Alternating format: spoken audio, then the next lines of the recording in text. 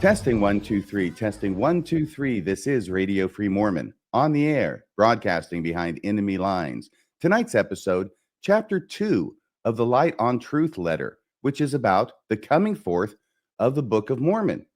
I am joined once again this morning by my esteemed co-colleague, Kolby Reddish. How are you doing this morning? I'm doing well, RFM. Good morning. How are you? I'm doing great. Thank you. It's the morning after Thanksgiving. It's November 29th, 2024. And we did our coverage and our debunking of the first chapter of the Light on Truth letter, which released a week ago. We asked the audience to let us know if they wanted to see more. And I will tell you, I was surprised by the overwhelming outpouring of support for a continuing podcast series on the Light and Truth letter. Did you see those comments?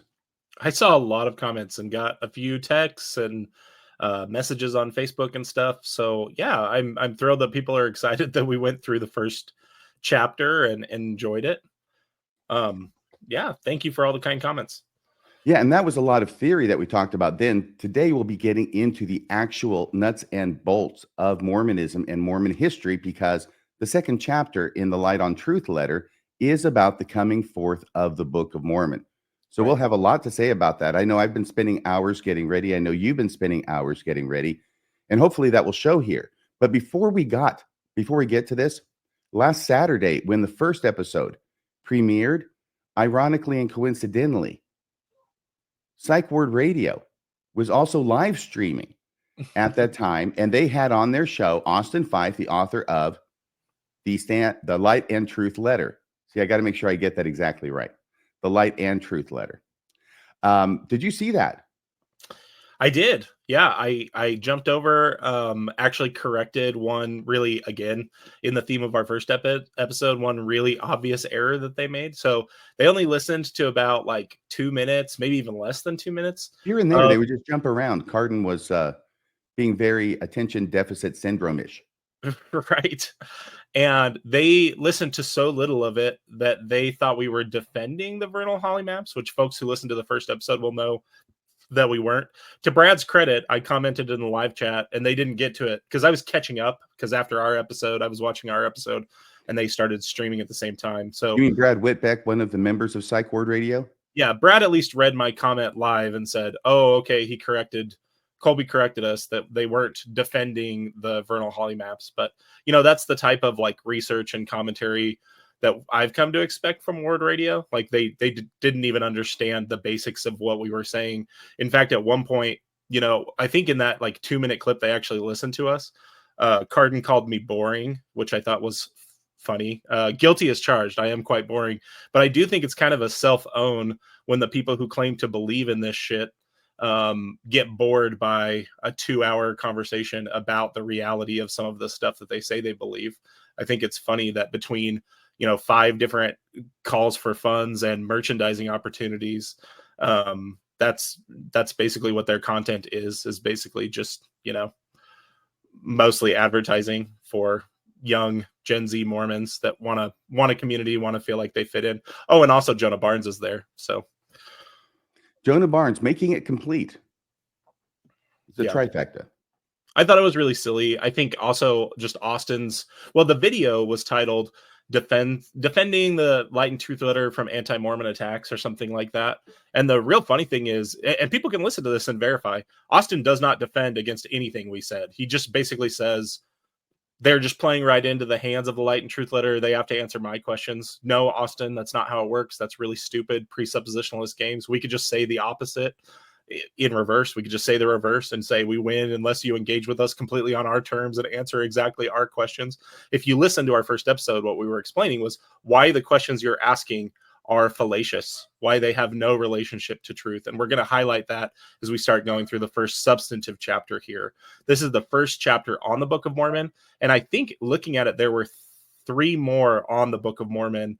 One dealing with linguistic evidence, one dealing with anachronisms and DNA, and I think another one basically dealing with naturalistic explanations for the Book of Mormon and Austin's critique of them. So the fact that, Austin and Word Radio didn't offer any defense of the Light and Truth letter, in my view, in their defense of the Light and Truth letter video, made me think of that great line from Jurassic Park where they're on the tour and none of the dinosaurs are showing up, and Jeff Goldblum's character Ian Malcolm says, "You are going to have dinosaurs on your dinosaur tour, right?" And that's what I wanted to comment that in the live chat of the Psych Ward Radio episode, because they're just admitting that they don't have any defense to the fact I know there will be some defense in your defense of the Light and Truth letter, won't there? Exactly. Well, they're watching this closely. They'll be monitoring this. Who knows? They may be streaming it live again this Saturday, tomorrow night, when this premieres. So we'll see how that goes. And if they do a better job of actually dealing with the issues and defending the Light and Truth letter. Okay, so let's get into what we're talking about today. Let's do it. Here is the original slide and the Light on Truth letter coming forth of the Book of Mormon with Radio Free Mormon and Kolby Reddish. And here is the next slide. Is this what we had already done, or did you want to give a synopsis of what we've already last done time? That. Yep, we've Good. already done that. Oh, the one piece I did want to say is I do have one little addendum / correction to the last episode. So at the beginning of the last episode, you were correcting your first episode, the one I wasn't in, where you talked about Austin's story in the introduction of the Light and Truth letter. And the way it was written gave you this impression that he had a 10-year faith crisis and basically wrote the Light and Truth letter as he was coming back to the church.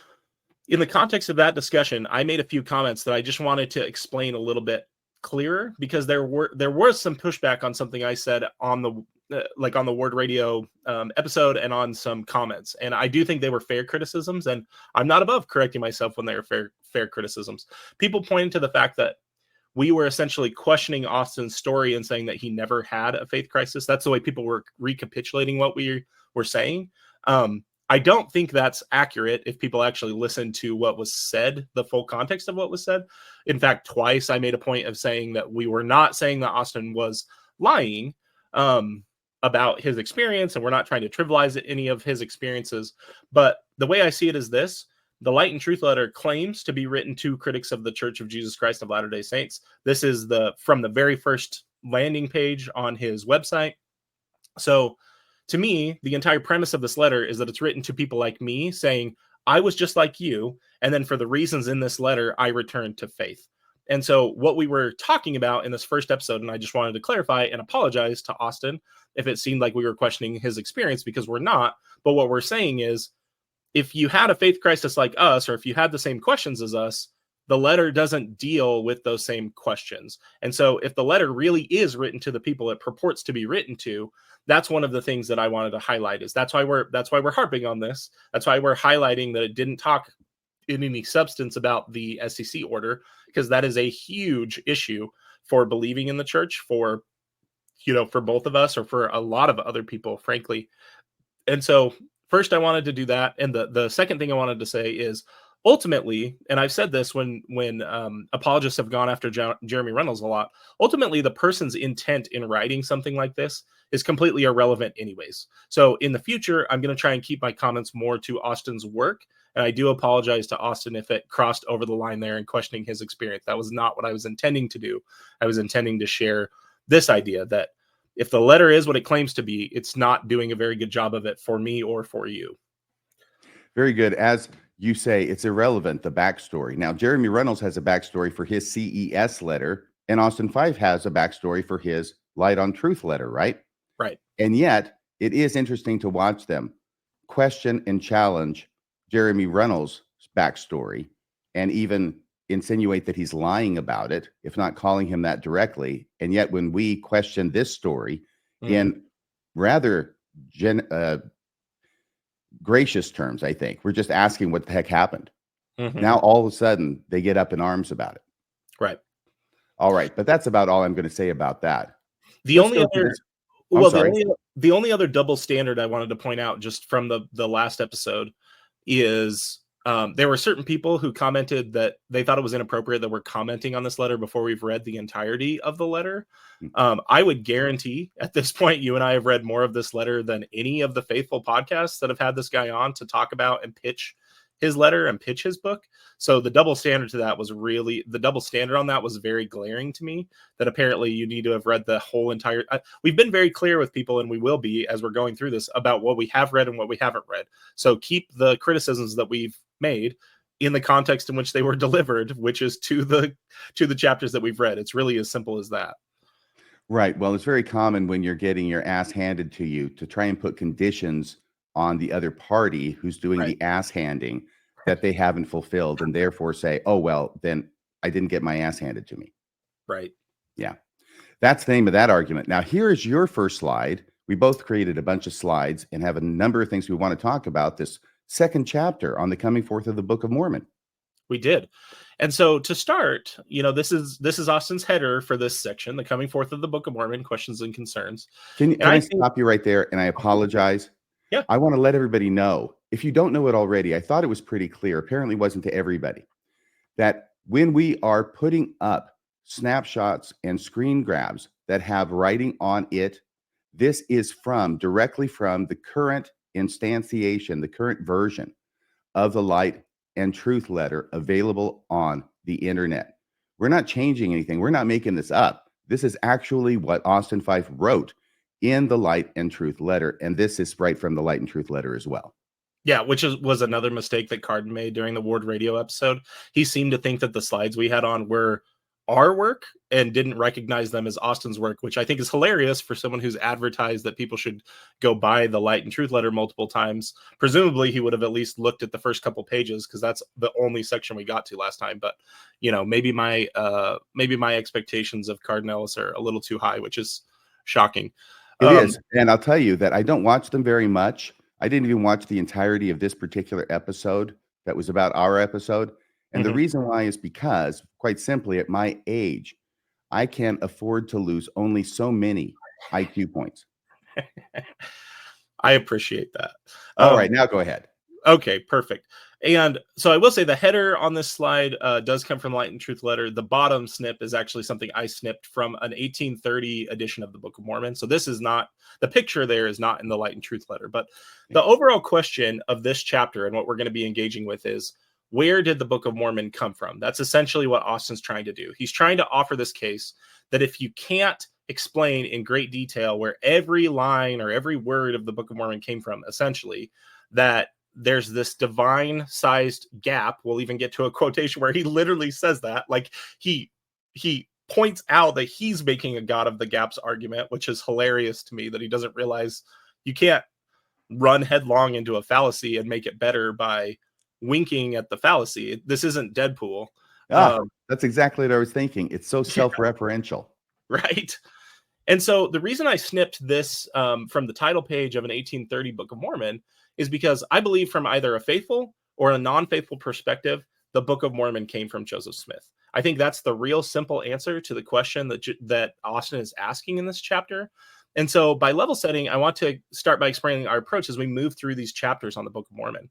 I think the first clarification I wanted to talk about is the difference between necessary and sufficient conditions. Actually, before we get to that slide.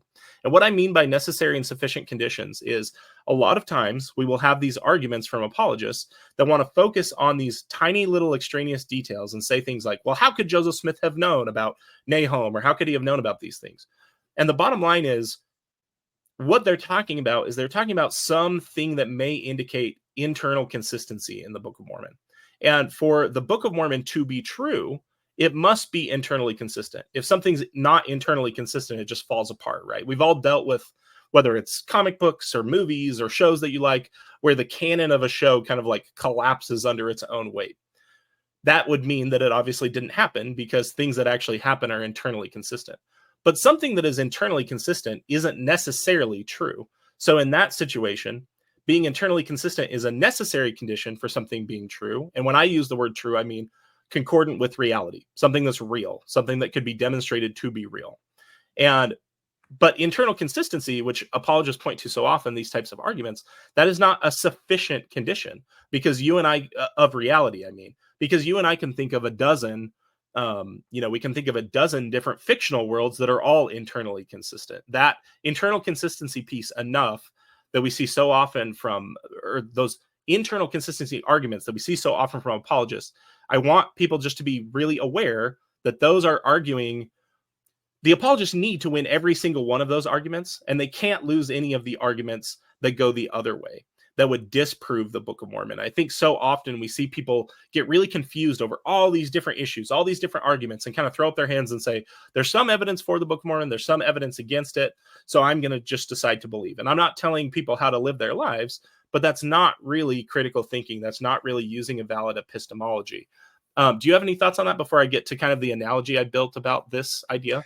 Well, it's kind of like the Lord of the Rings, which has this massive work put into it and all of this internal consistency and a map, and everything flows and everything's wonderful, and all these relationships between all these characters. You've seen the movie, hopefully you've read the books, Right. But then somebody raises the question, some wiseacre raises the question, right? So why didn't they just send the eagles down to drop the ring into Mount Doom at the very beginning and avoid all of the entire story? And now we will spend the next 2 hours of our podcast answering that question. It's because Galahir the Wind Lord. No, I'm just kidding.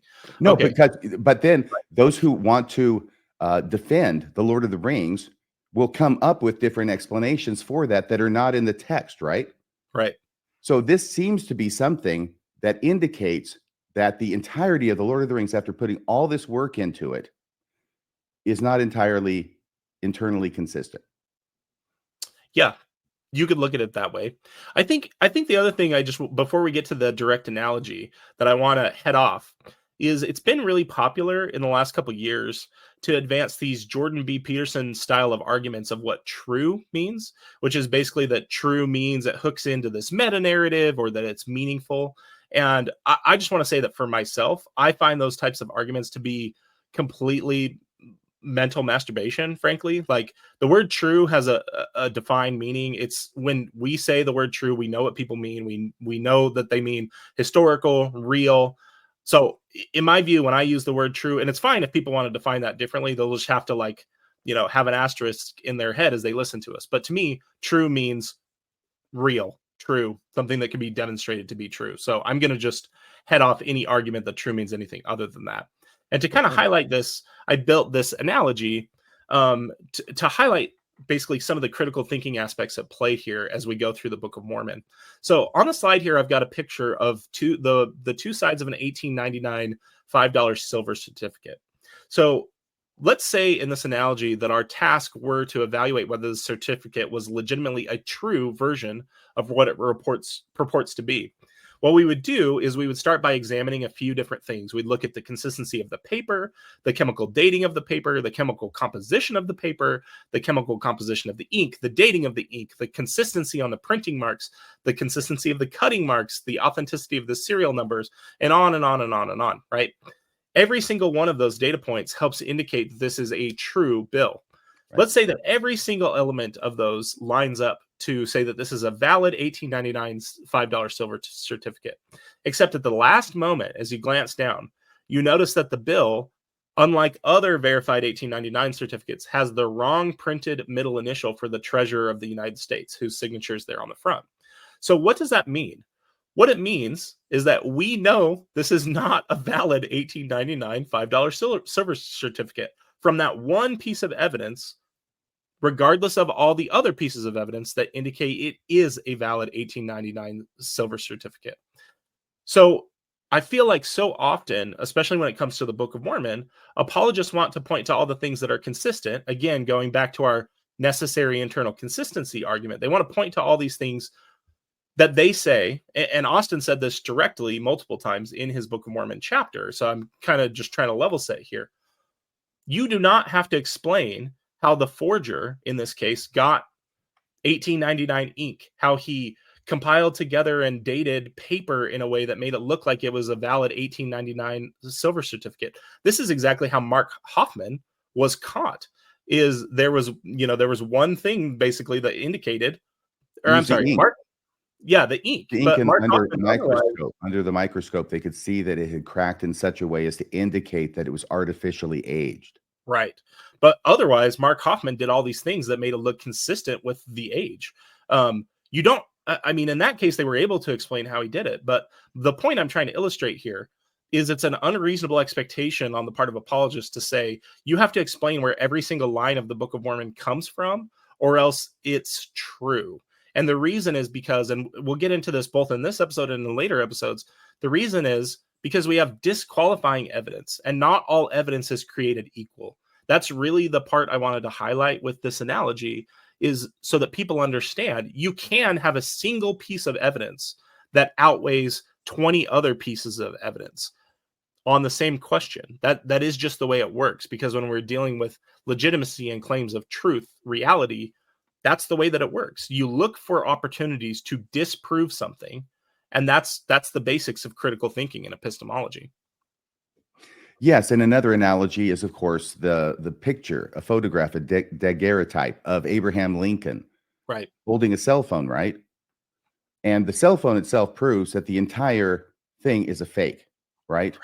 No matter how good everything else looks, no matter how historically accurate it looks, no matter how much it may draw us to higher morals or point us to Jesus, Right.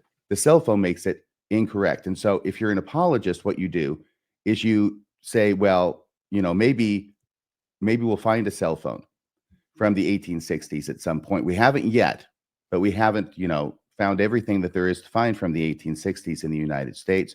Right. But let's look at everything else and how everything else matches that time period exactly. Now, the apologists don't even have this good an argument, but let's say they did. It matches it exactly. Well, it doesn't make any difference because the cell phone shows that everything else is a fake. Exactly. Yep. Perfect All right. example. And every single apologetic argument that we'll go through largely could be used to explain away a cell phone in a picture of Abraham Lincoln in a daguerreotype. That's a good point. And I've got to tell you, I used to approach this. I wasn't really thinking about it in this way in my apologetic days, which is, there's some evidence on the other one side, there's evidence on the other side, and you kind of look at them both and see who has the best evidence, right? Mm-hmm. It's sort of a preponderance of the evidence analysis. But no, it's not that. Right. You can have 99% in a document and have 1% that shows that it's not real. It's not true, right? Right. It's not historically accurate. And that one piece throws out everything else. Right. And I didn't realize this until I was watching Murder Among the Mormons a few years ago. And I Mm-hmm. think it was the handwriting expert Throckmorton who I think pointed that's that. right. Yeah, who pointed that out about the ink. And all of a sudden I went, oh my gosh, I've been looking at this the entirely wrong way. Mm-hmm. One thing that shows that it's not real throws out everything else in the entire document. Right. Which only makes sense when you think about it and have somebody explain it to you. Right. Okay. Yep. But our minds, and I think this is why we wanted to highlight this, our minds don't immediately recognize that, because our minds are not necessarily geared perfectly for discovering what's true. It takes effort. It's like a muscle that we have to exercise. That's why, dealing with epistemological issues, studying it even just a little bit, is so essential to keep ourselves guarded against the bamboozle from that bamboozle quote that we ended last week's episode with, from Carl Sagan, because that's the key. That's how we keep ourselves safe from people who want to exploit these holes in the way our brain and our critical thinking work, normally without the use of these tools. So let's move to the next slide, where Austin has his question right there. Where did the Book of Mormon come from? This is 2 paragraphs from this section, not next to each other. So they're separated by a little bit in the Light and Truth letter. And I think that's another thing, I guess, as we are now getting into the substantive chapters that people should be aware of. We are not going to go through every single line. We are going to go through every single chapter and pick out the parts that we feel like best encapsulate Austin's argument. Again, we're not trying to straw man Austin's argument. It's just for the sake of time. It's funny that in his manipulation and fallacies section, he said that argument by verbosity, or the Gish Gallop, was, a manipulation tactic. And yet here, this thing is like 200 pages of unstated, undefended premises built into, or the conclusions built into the premises of these, questions he asked. But that's besides the point. Let me just read Austin's point here. So he says, where did the Book of Mormon come from? The Book of Mormon haunted me when I attempted to leave the Church of Jesus Christ of Latter-day Saints. No matter how hard I tried, I could not develop a working naturalistic theory explaining the Book of Mormon that made sense. Can I stop you right there? Can I just stop you right there? Yep. There is an assumption built into that, which is that in order for you to not believe the Book of Mormon, you have to come up with a naturalistic theory that explains the Book of Mormon. Right. And that's not true. This is exactly why I highlighted that analogy just on the last slide, because That's what Austin's doing. He's saying explicitly, unless you can explain how the forger got access to 1890s ink and 1890s paper and made the cut consistent, that's not the way it works. If there's one piece of evidence that's strong enough to indicate the thing isn't what it claims to be, that's it. You're done. Yes, those other questions may be interesting to work through and answer. Going back to the Murder Among the Mormons example, there's all this stuff in that documentary about how Mark Hoffman did do those things, how he made the paper older using, I think, electrolysis.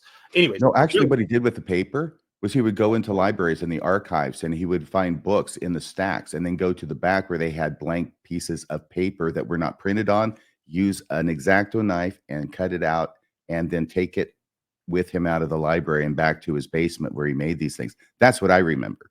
Okay. There was something with electrolysis because I remember he was charging something to increase its age. Maybe it was the ink, actually. It may have been the Gallic ink. Yeah, it may have been the ink. But my point is this. Austin's just wrong about this. You don't have to come up with a naturalistic theory explaining the Book of Mormon in its entirety, or else it must be believed to be true. And then this next sentence, he again just headlong runs into the fallacy of God of the gaps. So kudos to him for honesty, but man, it's surprising to see people like hawking this thing like it's good answers to some of these questions. He says, there is a large divine-sized gap between Joseph Smith in 1829 and the Book of Mormon. Any theory asserted by critics only brought up more questions. And this is kind of where he starts, is Joseph Smith was not formally educated beyond basic primary education in reading, writing, and math. And I want to pause there for a second.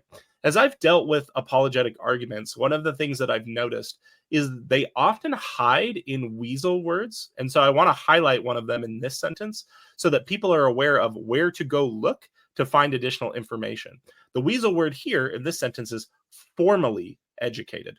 So what I mean is what Austin's saying is true. Joseph Smith was not formally educated, but the impression that he's trying to give you and the impression that they're always trying to give you with these types of arguments is essentially what Austin said right above, that there's this gap between what the Book of Mormon is and Joseph Smith's, secular naturalistic abilities.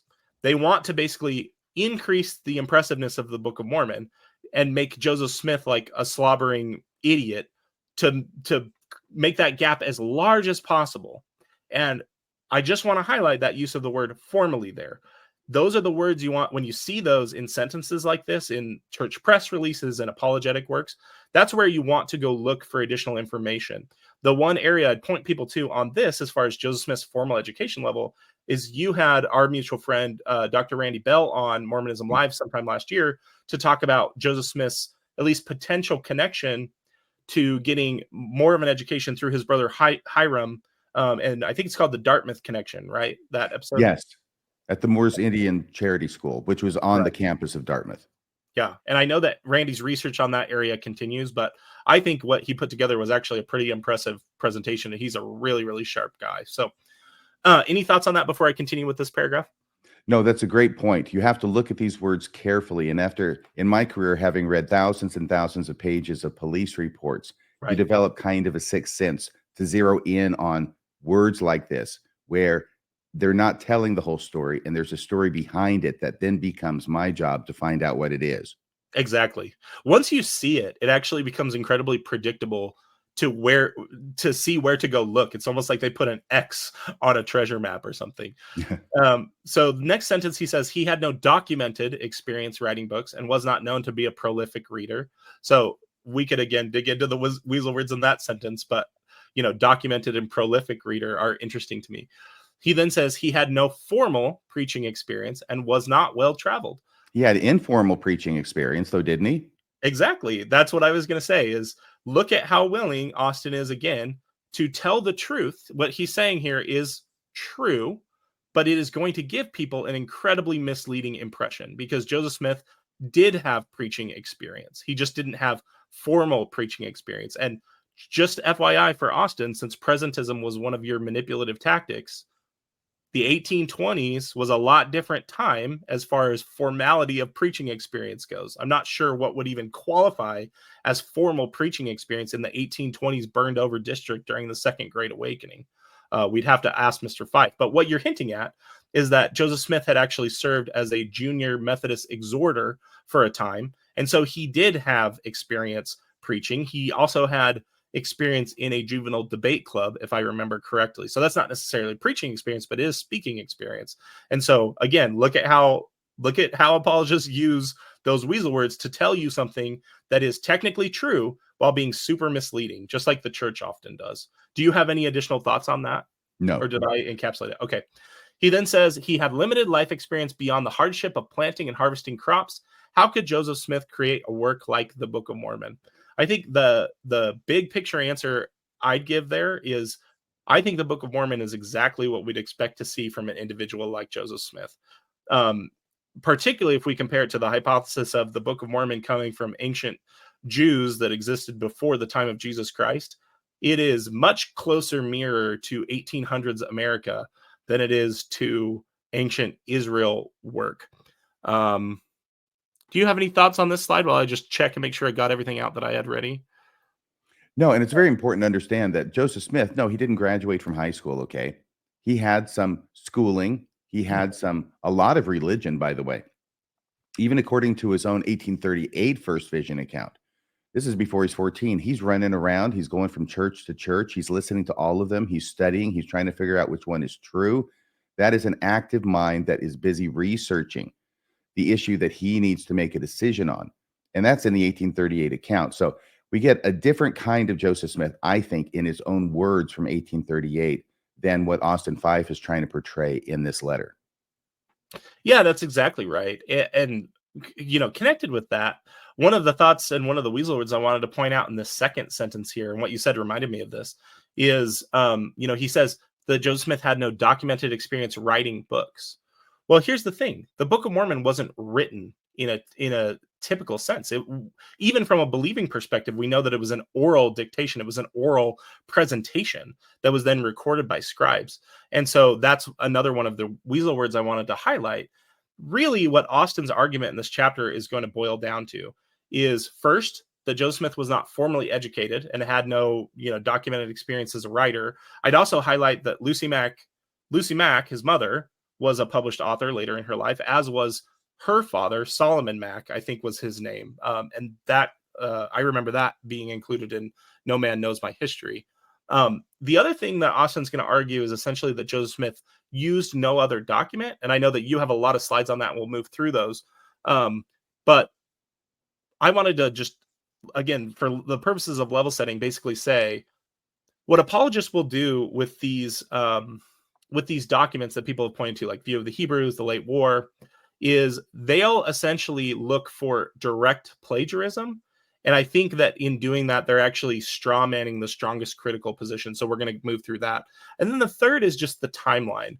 So as far as going back to that oral dictation piece, do you want to pull up those clips from those Mormon Stories episodes? Yes, William Davis was on Mormon Stories, and he had written a very important book about Book of Mormon authorship called Visions in a Seer Stone, I think is what it was called. And he Correct. argues for the proposition that Joseph Smith was able to dictate the Book of Mormon by using skills and techniques he had used already and learned as a Methodist exhorter. And actually, fun fact, William actually reached out to me about our first episode on this. He appreciated that we're going to go through it. So it was actually before that I thought about going to his Mormon Stories episode and kind of pulling from his thesis here. And here it is. And I'll go ahead and play this clip that you have for the Perfect. audience. But one thing that's an aspect of orality, or a couple, I'll mention two things that come to mind. One is that there seems to be, and this is from, and I'm forgetting her name, but there was a lady who first pointed this out, and it was fantastic, and she's LDS scholar, how there appears to be moments in the text when a dictation is occurring and then suddenly there's a correction, the corrective or, I think. What's that scripture about they buried their weapons of peace, or rather they buried their weapons of war for peace? Right. And there's a lot of those in was one additional clip as well, RFM. But what I I wanted have to, the other clip. Do you want me to play that now? perfect. Yep, let's do that. Okay. Another aspect would be there is an enormous amount of repetition. And if you were, I mean, you got to think, if you're etching, engraving things on a plate, if there's a lot of unnecessary repetition, that's a lot of work to keep engraving things that ultimately didn't really need to be there. And it's kind of hard to explain that without showing examples. But there's an enormous amount of stylistically we would describe as tautology, just too much unnecessary repetition taking place. But sometimes that repetition is exactly what occurs in oral presentations, because when you have a speaker and an audience, the audience they don't have a text to look at again and again to get certain ideas really captured in the mind. So the speaker might repeat things in order to help the listener to really grab hold of an idea. Yeah, and I think the reason I wanted to highlight both of those clips is just to show that, apologists constantly want to compare the Book of Mormon to other written works. They want to compare it to other written manuscripts. And the bottom line is, this isn't a faithful or unfaithful thing. That's one of the things I really appreciate about William Davis's work in his book, even though I haven't read his book. I do have a copy of it, but I haven't finished it, is that he really doesn't involve himself in the debates on devotional or faith-based issues. He's looking at the evidence and basically saying, however you want to handle, whether God was behind this or not, this is essentially how the Book of Mormon was created. And it's important, again, for the purposes of level setting, to remind people that the Book of Mormon wasn't a written text. Joseph Smith didn't sit down and write it. He dictated it. And I feel very strongly that both of those pieces of evidence that he talked about help highlight that it was dictated and how believable it is as a dictated narrative. And what I mean there is not just the story of where it came from. I mean, the actual text itself looks like something Joseph Smith was coming up off the top of his head because of the inclusion of things like that. The example he had of they buried their weapons of peace, or they buried their weapons of war for peace. Again, comparing these two hypotheses of Moroni and Mormon, recapitulated this after looking at records and did an abridgment, versus Joseph Smith is dictating this and making up off the top of his head. When we look at those two competing hypotheses, the examples that he gave that are all over the Book of Mormon of it having these asides where it basically corrects itself, that's much more consistent with an oral presentation and with the material coming to someone, even if they have rough outlines, coming to someone on spur of the moment. And I think oral presentation, attorneys have to give oral presentations all the time. And as I've listened back or looked at transcripts of myself, I see these same exact things that I'll hit the same themes over and over again, the repetition that we see in the Book of Mormon. So that part really connected with me based on, the shared experience we have as attorneys. What did you think about those clips, or did you have anything you wanted to add there? I would just say that there's a big difference between what we say or how we communicate when we speak versus how we communicate when we write. That's one of my big gripes. It's everybody's big gripe about have somebody go up in church or somewhere else and reading their talk. First off, it's boring. Second off, it's a totally different experience when you write something out and you've got time to correct and make sure it's right, and then you read it. That's not like a person speaks. In fact, it was Teddy Roosevelt, I think, who during his presidency and around that time, the it was the ability to record human speech was invented on the wax cylinder. Right. And what he would do is he would impromptu dictate a speech into this device. Mm-hmm. So it was recorded as he said it impromptu. He's not reading it. And then he would have that recording transcribed word for word. Mm-hmm. So he could read it as if he were speaking it. Mm-hmm. Teddy Roosevelt is my favorite president, by the way. I've got that laughing photo of him up in on my office wall because I love the man. The man in the arena. Yep. Do you want to say anything about this? I do. So going back to, the purposes of Austin's letter, he essentially is trying to lower Joseph Smith's capabilities or his secular capabilities And so one example that I've pointed to people before, and again, not all of the things we're going to talk about are like direct track one-to-one with Austin's arguments in the Light and Truth letter. But I think the reason I threw in some of these things is because if we're talking about a naturalistic explanation for where the Book of Mormon came from, or why I don't think that God is the only thing that can fit in that hole that they attempt to create, these are important pieces of evidence to me to get a realistic picture of Joseph Smith's capabilities, about what the Book of Mormon is. And on the Joseph Smith's capabilities piece, this is where I'd point people to Joseph Smith's 1830 letters to the Colesville Saints. You can see these on the Joseph Smith Papers website. You can look up both of them. They link to each other. One was written in August and one was written in December 1830. And Joseph Smith writes 2 letters to the church that was just organized in Colesville, New York. And I've got photos on the slides here from Joseph Smith Papers of both of those letters. Right. Let me just introduce here, okay, Perfect. if I may, the fact that what you're saying is so important, and we see this in the church throughout its history, is that we take Joseph Smith and we diminish his abilities as much as we can. We take the Book of Mormon and we increase its complexity, increase all of the phenomenal things about it and the amazing sermons, right, which reflect Methodist sermons of Joseph Smith's day. Right. But that's the goal, is to make that gap as big as possible between Joseph Smith and the Book of Mormon, so we can fit room for God right there in the middle. Right. And if people want to keep inserting God in that hole, I think that's fine. Again, coming back to the purposes of this, it's not to draw anyone out of the church, but it's to give people an accurate picture of the evidence. And this is the evidence of Joseph Smith's actual capabilities right around the time the Book of Mormon was published. So the Book of Mormon is published in late 1829, correct? And so these letters are written just within a year, essentially, correct? Dictated in 1829, published in 1830. But yes, but his argument is that Joseph Smith in 1829, his ability to write, he says write, it's actually dictate, and he dictated a lot of his letters as well. Right. However, that his abilities at that time were so vastly inferior to what we find in the Book of Mormon that there's no way Joseph Smith could have dictated the Book of Mormon.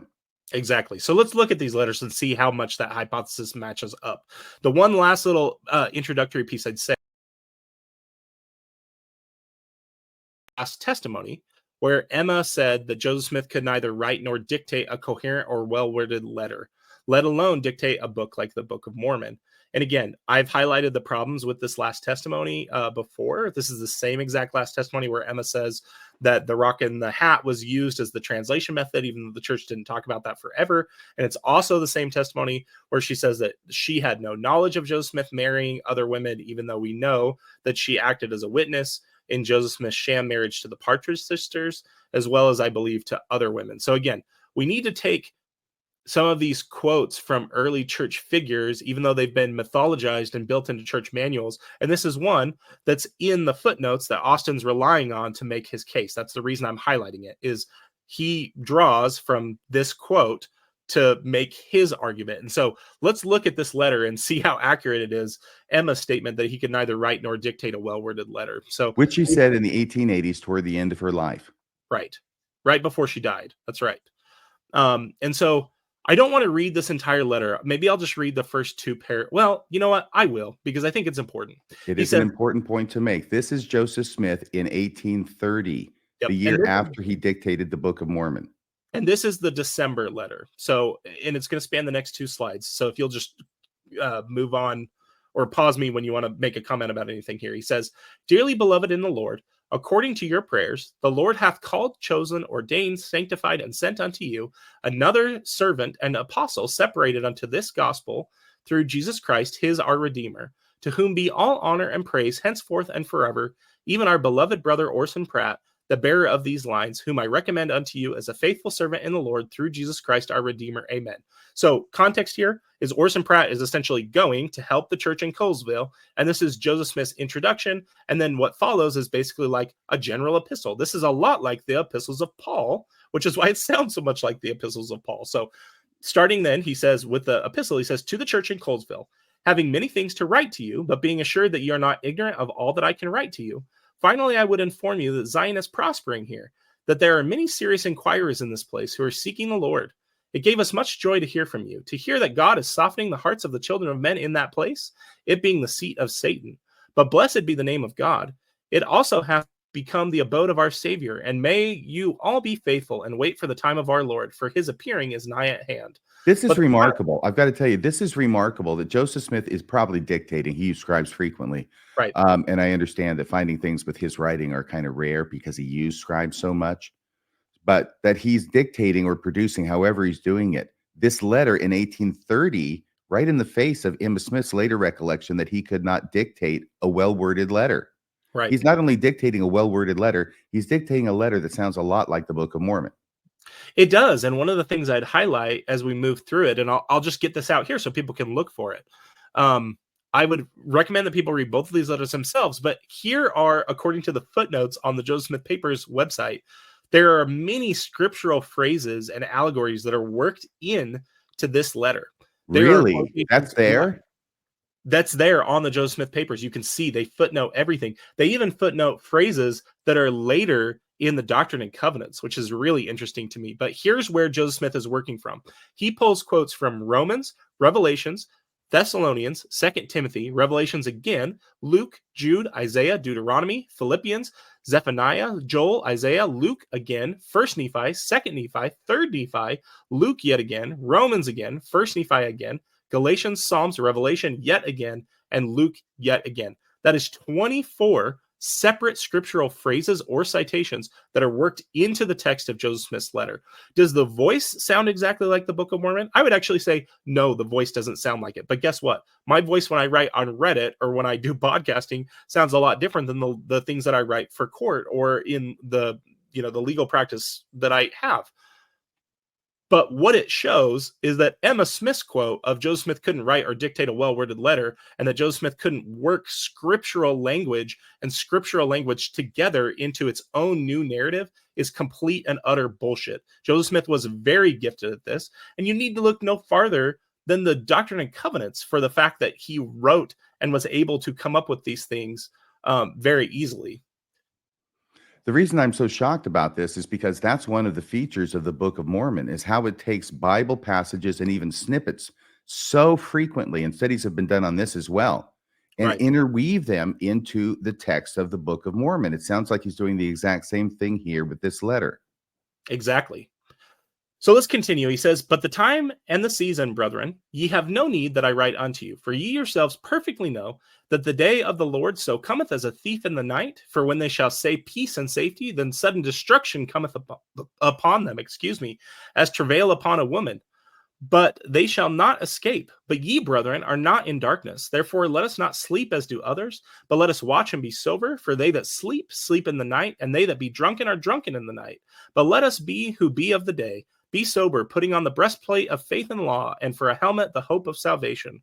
For God hath not appointed unto us wrath, but to obtain salvation through our Lord Jesus Christ. Wherefore comfort one another, even as ye also do. For perilous times are at hand. For bold the dethronement and deposition of the kings in the eastern continent, the whirlwinds in the West Indian islands. It has destroyed a number of vessels, uprooted buildings, and strewed them in the air.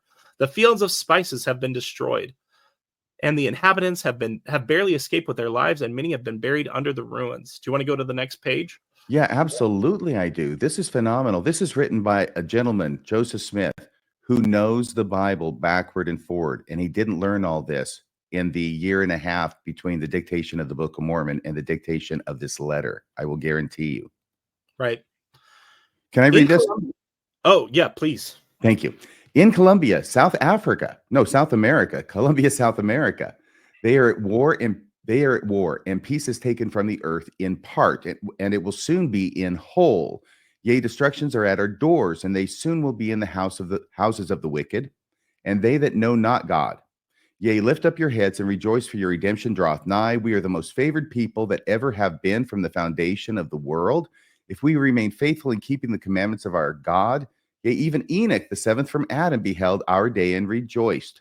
And the prophets from that day forth have prophesied of the second coming of our Lord and Savior Jesus Christ, and rejoiced at the day of rest of the saints.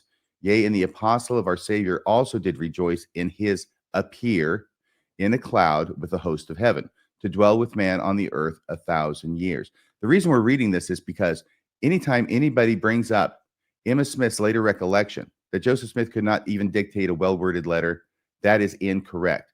And what Emma Smith is doing at the end of her life as a continuing believer in the divinity of the Book of Mormon is she's doing the same game that Austin Fife has been doing. It's been going on a long time, which is to take Joseph Smith and artificially lower his intelligence level, his ability level so far down as to make the Book of Mormon produced through him seem completely miraculous. Exactly. They want to level set with Joseph as if he were like this drooling incompetent, so that it's so much more impressive when the Lord speaks through him. But what this letter to me again clearly shows is that is demonstrably not true. Joseph Smith was very eloquent. You're muted. Yes, I got to say RFM, you're muted. And I'll delete that. Thank you. Oh, I'll edit that out. Therefore, we have reason to rejoice. Behold, the prophecies of the Book of Mormon are fulfilling as fast as time can bring it about. The Spirit of the living God is upon me. Therefore, who will say that I shall not prophesy? The time is soon at hand that we shall have to flee whithersoever the Lord will for safety. Fear not those who are making you an offender for a word, but be faithful in witnessing unto a crooked and a perverse generation, that by the day of the coming of our Lord and Savior is at hand. Yea, prepare ye the way of the Lord, make straight his path. Who will shrink because of offenses? For offenses must come, but woe to them by whom they come, for the rock must fall on them and grind them to powder.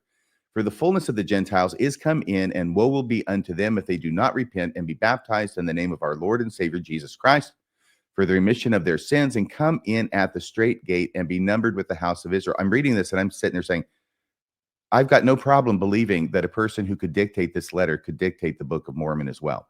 It sounds exactly like a sermon from the Book of Mormon. That's what, when I first read this, and believe it or not, it was only a few months ago that I first turned to this. And I've actually, the first time I talked about this, Dan Vogel said that it was a really good insight. And I think it is. This is again, going through and looking at what evidence shows us. When you read this, it sounds very similar to the Book of Mormon, especially its use of scriptural language that's like worked into new situations and stitching together multiple different scriptural lines. It's impressive theology. And that's where I think, old critical arguments like from Mormonism Unveiled, or from apologists, that Joseph Smith was this drooling incompetent. He obviously was not. He was a very, very intelligent individual. For God will not always be mocked, and not pour out his wrath upon those that blaspheme his holy name. For the sword, famines, and destruction will soon overtake them in their wild career. For God will avenge and pour out his vials of wrath and save his elect. And all those who will obey his commandments are his elect. And he will soon gather them from the four winds of heaven, from one quarter of the earth to the other, to a place whithersoever he will. Therefore, in your patience, possess ye your souls. Amen. Joseph Smith Jr. and John Whitmer, who by that time had, I think, been designated as the church historian. So I'm expecting what that means is that Joseph Smith dictated it and John Whitmer acted as scribe. I believe so. People can get additional details on the Joseph Smith Papers website for sure. They have a whole, on every single source. And this is where I'll give the church an unqualified compliment. The Joseph Smith Papers is a wonderful resource for people who want to understand Mormon history, which has endless amount of rabbit holes. On almost every document I've seen, they have like a historical context that gets you oriented in what's going on. They have a source note where it comes from, whose handwriting is on it, if they can determine it. And then they've got, just a lot of historical information. So I spent a lot of time there looking at stuff like this. Well, it's very fascinating, I must say. So let's go on, having proven that point, I think, adequately. Right. So that was dealing with Joseph Smith's writing capabilities. Now going to the timeline. This is from Joseph Smith History, verse 54, or what's on the screen is Joseph Smith History 54. And I'll just read that briefly and then make my point. Joseph Smith, this is after he's met with Moroni. He goes to look at the plates and doesn't obey the instruction exactly. So Moroni essentially tells him that he's not going to get the plates that year. And it says, accordingly, as I had been commanded, I went at the end of each year, and at each time I found the same messenger there, and received instruction and intelligence from him at each of our interviews, respecting what the Lord was going to do, and how and in what manner his kingdom was to be conducted in the last days. So Joseph Smith first is visited by Moroni in 1823, and he has these recurring visits with Moroni until he receives the plates in 1827. And my point is just this: when we're looking at the timeline, because one of the points that Austin makes is he goes with this super strict, 90-day, 65-day dictation period. And my point is that they're acting like Joseph Smith only had 90 days or 65 days to come up with the story of the Book of Mormon. And even in a faithful version, the most faithful version of events, which is Joseph Smith history, which we know wasn't written until 1838, but that's beside, 1838. That's besides the point. The point is that he's visited by Moroni starting in 1823, and he receives, as he says, instruction and intelligence from Moroni. If we then turn to the next slide, we can see how Lucy Mack described this instruction and intelligence that Joseph received from from Moroni. So this is from Lucy Mack's biography of Joseph Smith called The History of Joseph Smith, pages 84 and 85. She said, from this time forth, after the initial visits from Moroni, that's kind of for context, Joseph Smith continued to receive instructions from the Lord, and we continued to get the children together every evening for the purpose of listening, while he gave us a relation of the same.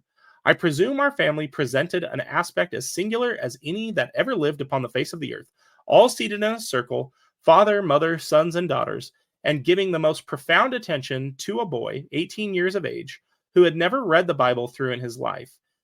That right there is incredibly unbelievable. After we just read that 1830 letter, I'll just say maybe it's technically true and that he didn't read through some of the Old Testament stuff, but people can go back and look at where those quotes came from. It was mostly New Testament epistles, which is completely unsurprising for a Protestant in the 1800s. But anyways, I'll keep going with her. And also, I would say that she is talking about Joseph Smith when he was 23. Right. That's right. Is it 23 or hang on a second? He was born in 1803 is 1805. the first time it happened. So is he 17? How old is he then? So 1823. So he would have been what, 17? 17, yeah. He was born in 1805. Right. And 1820, we know he's 14. Right. So 1823, and you're being generous when she says after the initial visits from Moroni, because contextually it sounds like she's starting to talk about after the initial visit. Correct. From Moroni. That's why I say you're being generous there. So basically, really what she's saying is as of the time he was 17, he hadn't read the Bible through. And maybe that's true. I don't know. It may be. So she continues and says of Joseph, he seemed much less inclined to the perusal of books than any of the rest of our children, but far more given to meditation and deep study. Now, what is deep study there? Yeah, there is deep study there. And I mean, between Joseph's first vision, at least when he claimed the first vision happened in 1820, and then when he associated with the Methodists and basically became a Methodist exhorter, which again, I would suggest that people think about the logic of that. God himself appears to you and tells you, Christ himself appears to you and tells you that all the professors are corrupt and all the creeds are an abomination in his sight, and then you go associate with another church. How does that make sense from Joseph Smith's perspective, taking him at his word? But my point is that, we know that Joseph Smith was given to great study. If someone's going to go associate with a religious group and serve as an exhorter, they obviously care about these issues a great deal. And so I think Lucy's capturing who Joseph was here accurately. Any thoughts on that before I continue? No, great point. Please go on. We were now confirmed in the opinion that God was about to bring to light something upon which we could stay our minds, or that would give us a more perfect knowledge of the plan of salvation and the redemption of the human family. Only one thing. When she's describing Joseph Smith standing there or sitting, and the whole family is gathered around listening to these incredible stories, which you'll get into the details of, as she relates them, having heard them directly from Joseph Smith as his mother, right? All they needed was a scribe there to take down exactly what he was saying. That's the only thing that's missing for the production of the Book of Mormon, even at this early state. Exactly. That's exactly right. And since we're talking about timeline, this shows that Joseph Smith was involved in thinking about these things for years before this 90-day or 65-day period started. And that's really the problem with the way Austin presents the 60 or 95-day time period. At least 6 years, right? From 23 to 29. And once again, compressing the time limit or the time span that Joseph Smith had to come up with the Book of Mormon, it's the exact same thing that they're doing, the exact same apologetic tactic. We're going to decrease things in order to make it more miraculous, when actually it's quite reasonable to look at the evidence and say Joseph Smith had at least 6 years that he was thinking about this. Exactly. So Lucy continues and says, "This caused us to greatly rejoice. The sweetest union and happiness pervaded our house, and tranquility reigned in our midst. During our evening conversations, Joseph would occasionally give us some of the most amusing recitals that could be imagined. He would describe the ancient inhabitants of the continent, their dress, mode of traveling, and the animals upon which they rode, their cities, their buildings, with every particular, their mode of warfare, and also their religious worship. This he would do with as much ease, seemingly as if he had spent his whole life with them." And I know that apologists will find like slight technicalities in this and say, like I saw a write-up by some faithful apologist blog poster that Austin had linked to that said, well, Lucy obviously doesn't know what she's talking about because the Book of Mormon never explicitly describes people riding animals. And it's like, it incorporates into the narrative, chariots and all these different things that would require husbandry, that would require animal husbandry.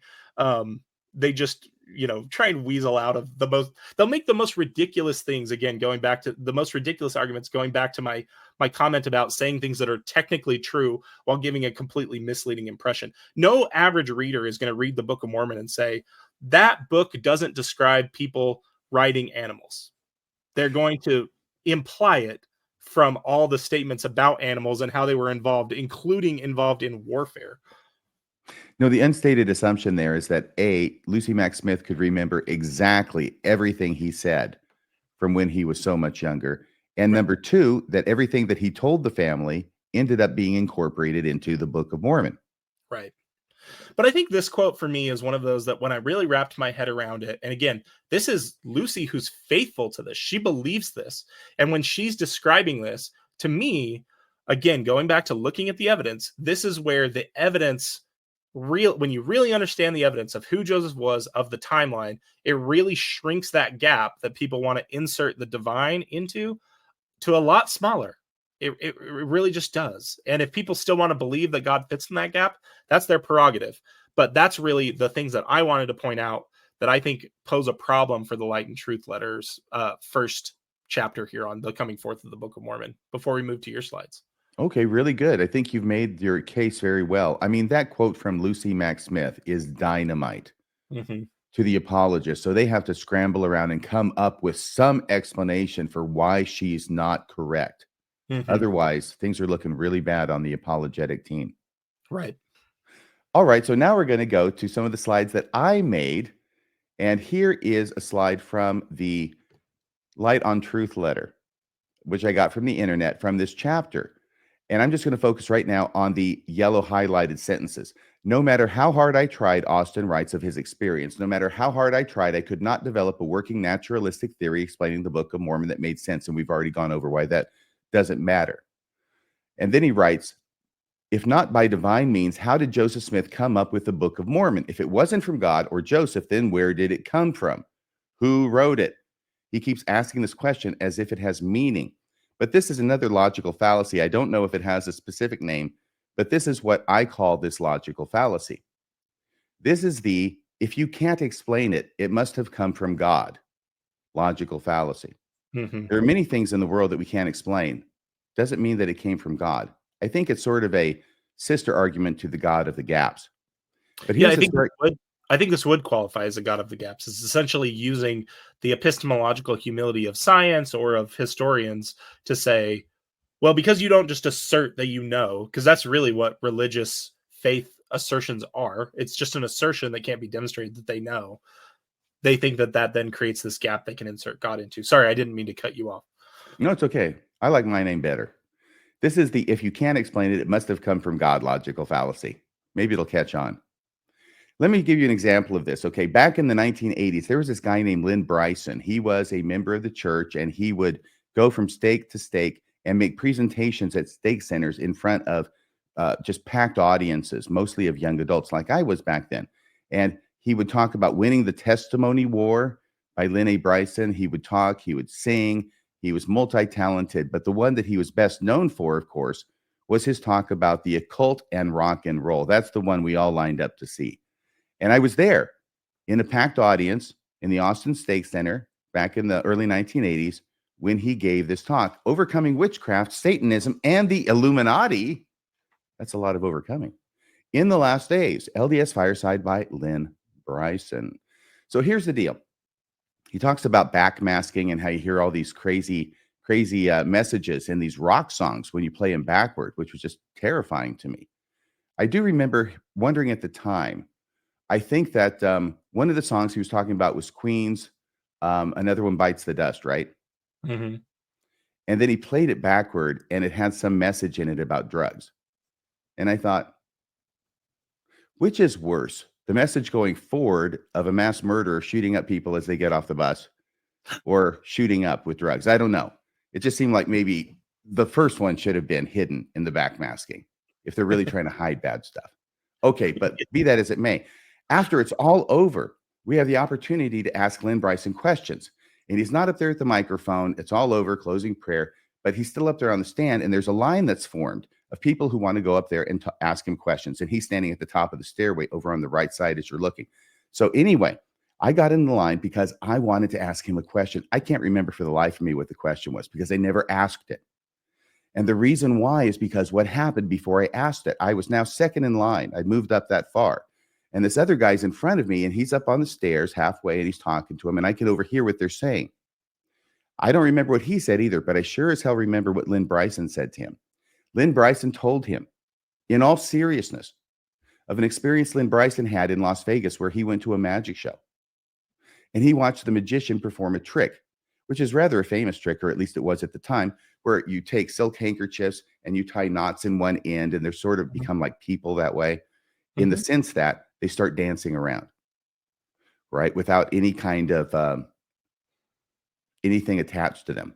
And I'll put that in big quotation marks because, of course, there's something attached to them. You just can't see it. Sure. And then what?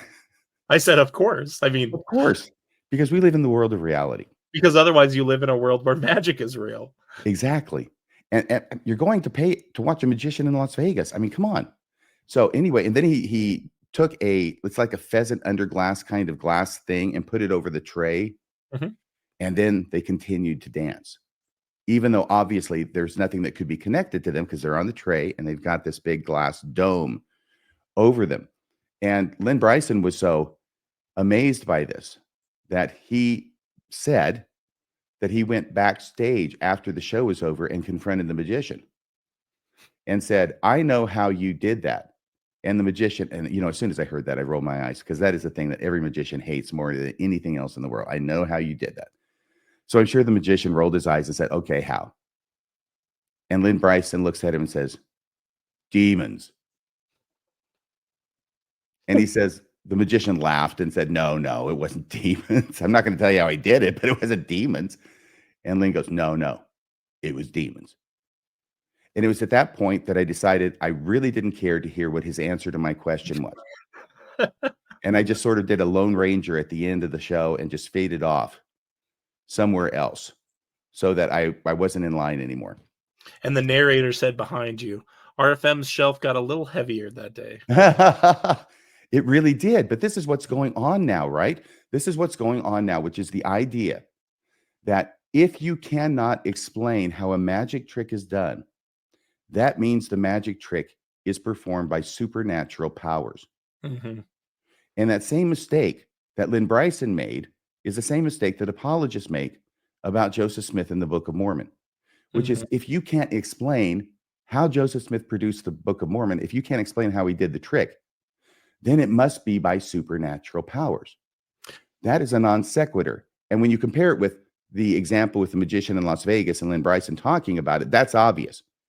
So hopefully it makes it obvious now when we compare it where it fits as well with Joseph Smith in the Book of Mormon. Your comment?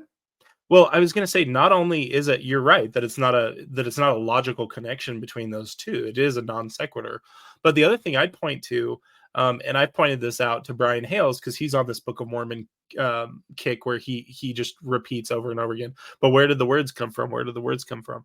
One of the things I pointed out is that this entire exercise is just an exercise in special pleading, in the sense that they're setting one criterion for Mormonism that they don't apply to any other faith system. So they won't, ask people where the thousands of words of the Quran came from, or where the thousands of words of the Bhagavad Gita came from, or else those things must be believed also, or the miracle, miracles, I put in quotes, the miracles that come out of other faith systems have to be explained away, or they're real, or they're done by demons. That's the other piece of this that I think is very frustrating to me, is that it's constantly special pleading. It's assuming that Mormonism's true and then working backwards to make arguments to make that argument fit.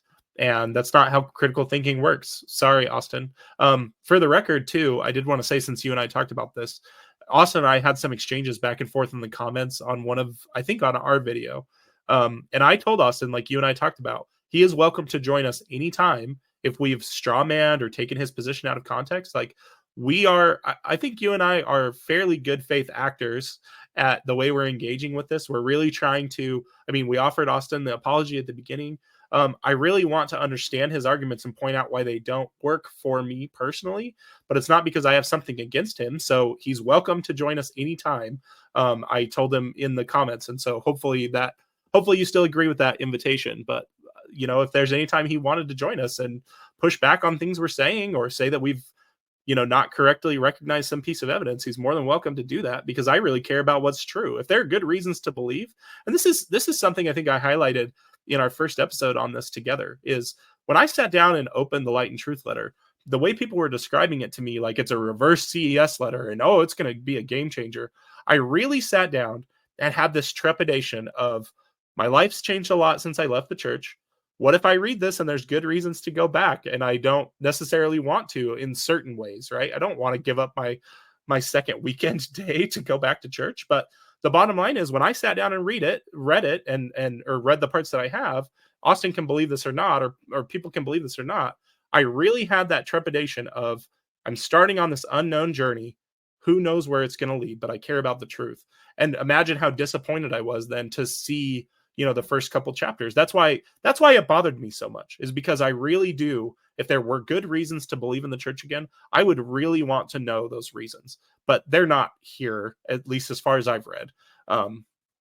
Sorry, that's a little off from what you were talking about, but I think it's important that people know that we're engaging in good faith, and that Austin is welcome to join us anytime he wants.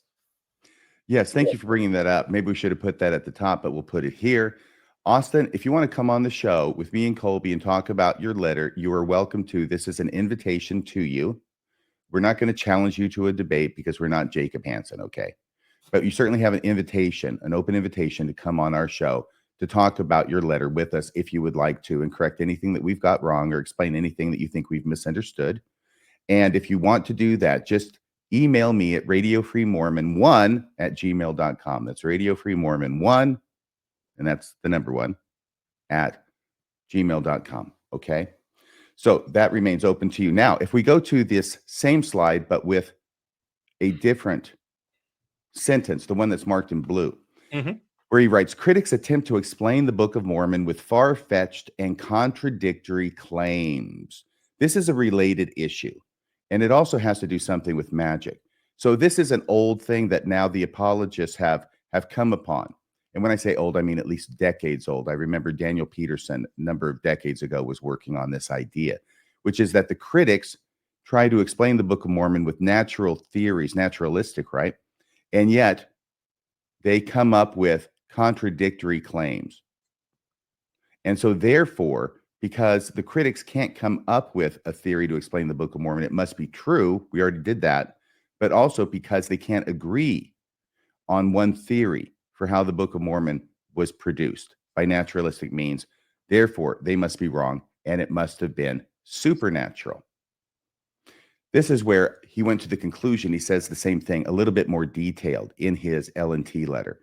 When I tried to leave, the Book of Mormon stumped me. It stumps the critics too. The malicious and sincere critics alike struggle to develop a compelling theory of how it came into existence. The best they can do is mentally reconstruct some complicated and convoluted scenario of how Joseph created the Book of Mormon. If I believed the critics, he writes, I would have to believe that Joseph Smith was a manipulative, horny con man that was so bad at his con that he built the most Christ-centered church and people in the latter days. Well, there's a lot of built-in assumptions there, obviously, but I'll let that pass. What do you want to say? Well, I was going to say what this reminds me of is the introduction to Austin's letter, where, the story he tells is essentially that he had this conversation with his wife, and she says, and this is where the name of the letter comes from, if you can find more light and truth outside of Mormonism, then I'll follow you to that more light and truth.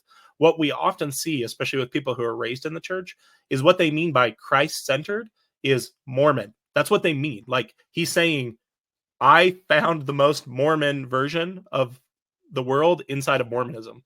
No duh. Like, that's how he defines Christ-centered, is by what the Mormon church has told him. And people don't seem to recognize that when they're using definitions that come from the church, because the church raised them, or they were raised in the church and the church taught them what these things mean, it's just a circle. Like, it's a complete logical circle. They're looking for things out in the world that they call Christ-centered, but what they receive as Christ-centered has been completely defined by the church. So it should come as zero surprise that they find those things inside the church that taught them what a Christ-centered church and people look like.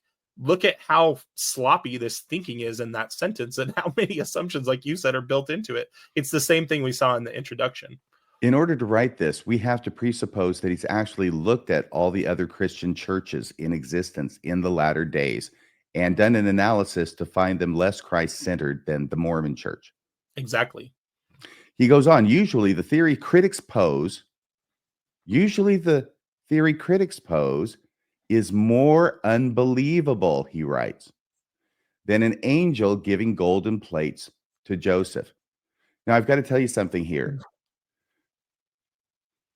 A supernatural theory is always going to be the least likely theory.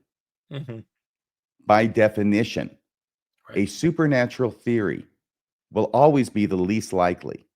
If you have a naturalistic theory that you think is unlikely and it's virtually impossible that it happened that way, that's still more likely than a supernatural theory.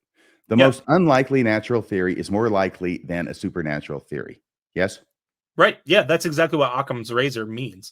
Because to go to a supernatural theory, you have to build in all this supernatural element that has never been confirmed to exist, that's completely indiscernible from people's subjective experience, which we know people's subjective experience doesn't mean anything. Going back to your example with Lynn Bryson, we know that the human brain has this thing called pareidolia, that we look for patterns that don't exist. And the reason that we look for patterns that don't exist is because of our evolutionary history. It's because if we lived on the savannah, if you and I were a tribe of two men that lived on the African savannah, it is a fatal mistake to not recognize agency out in the world where agency exists. And I'm borrowing these ideas largely from Yuval Noah Harari's Sapiens. I think it's very critical for people to understand how this works.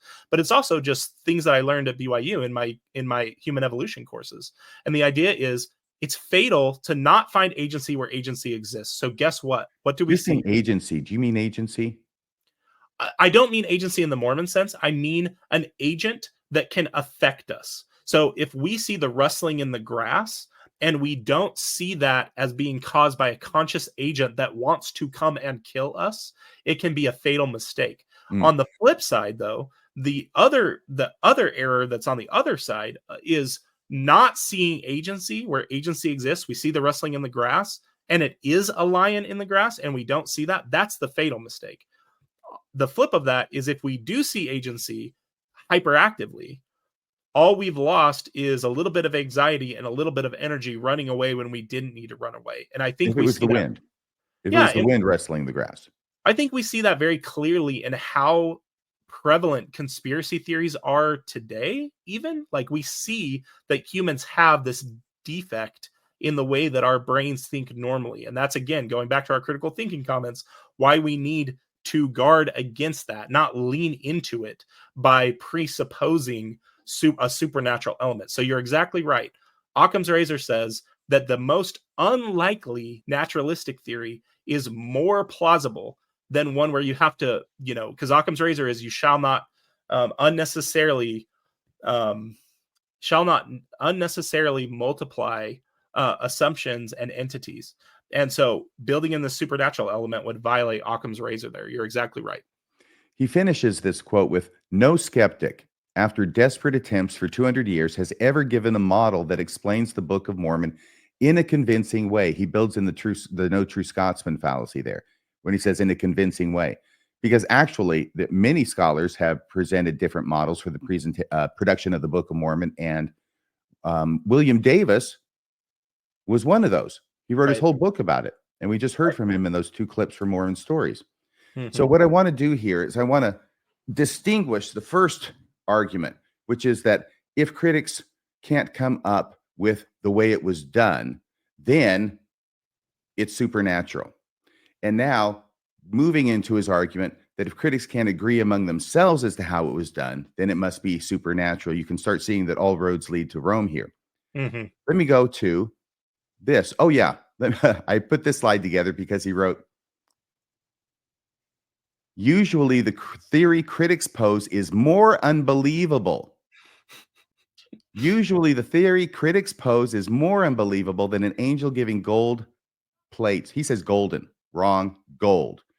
Gold plates to Joseph, but I know why you do that. So I thought, really? Is a theory that he used his skills learned as a Methodist exhorter, which we know he was, is that more unbelievable than, Moroni showing up to Joseph Smith and showing him in vision the place where the plates lay, Joseph Smith dictating, or using this huge breastplate with the spectacles attached to translate the Book of Mormon? Is it more unbelievable than Joseph Smith having his face in a hat, or down here in the bottom left, Moroni showing up with him on the hill, I think 5 times, 1823, 24, 25, 26, and then finally 27. Right. Or all of these other pictures, including the pictures of the vision of the 3 witnesses. I think that the theory that is supernatural is much less likely than any of the naturalistic theories. I don't want to beat a dead horse here, but that's just a graphic example of it. Now we get to go to pick a card, any card. And I'm so glad that Austin Fife started using this argument, because it lets me bring out a deck of cards and start telling you a little bit about card magic. Not just card magic, but basically magic.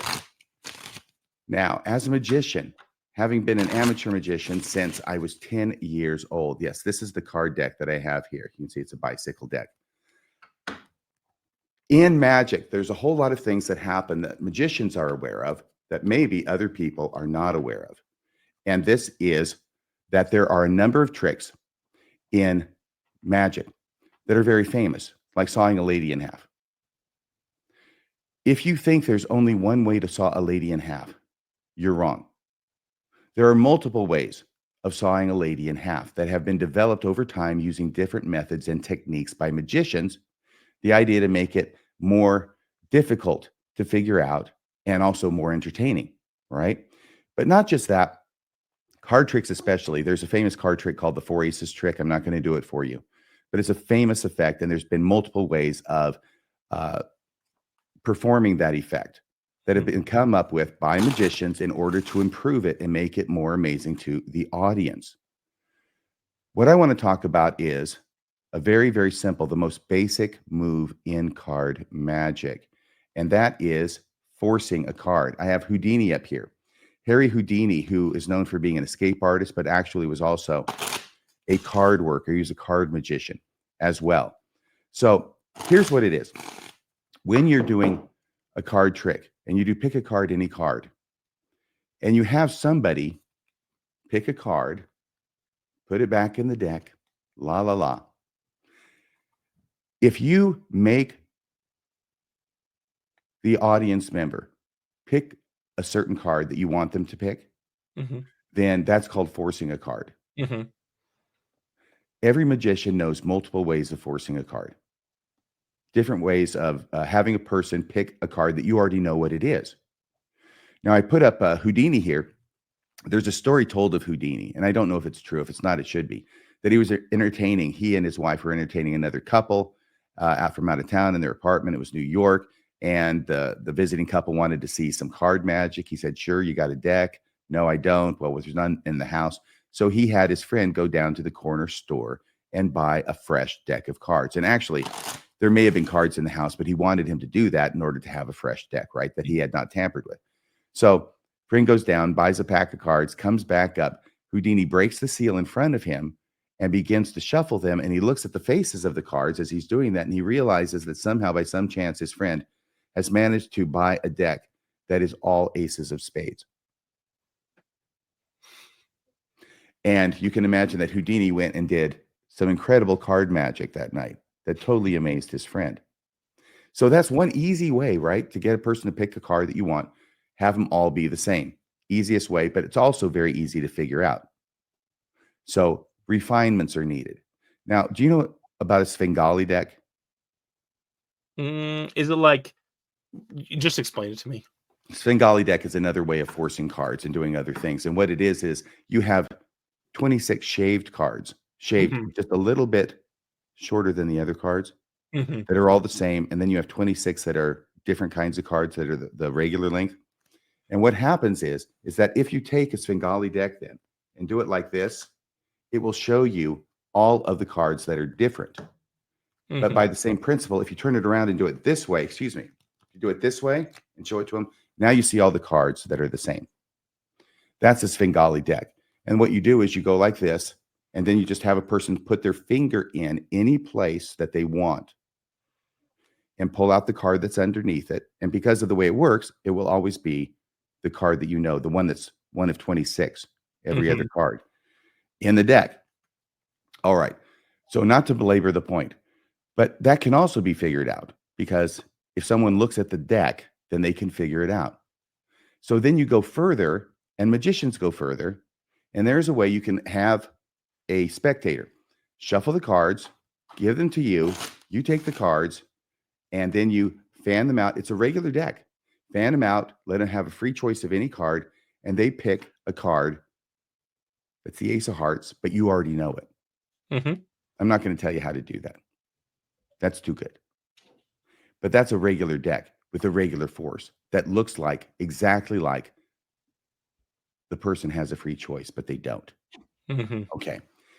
So there's different ways of forcing a card. And believe me, there's hundreds of others than this. By the way, let me do this one, okay? Here's one that you shuffle up the cards, right? And then you do this. Have you ever seen this? Yeah. Have you seen this? Yeah. You go through the deck like this, and you say, tell me to stop on any card. So you tell me to stop on any card, okay? Right? Right there? Yeah. You want this one or that one? That one. Right there? Fair enough? Okay, so I'm going to show it to you, but before I show it to you, I'll just tell you, it's the Queen of Diamonds, right? Because what you have found is the Queen of Diamonds. I did. And it's always going to be the Queen of Diamonds because I know what card is on the bottom of the deck, and I slip it out. By the way, when you explain it, everybody goes, oh, aha.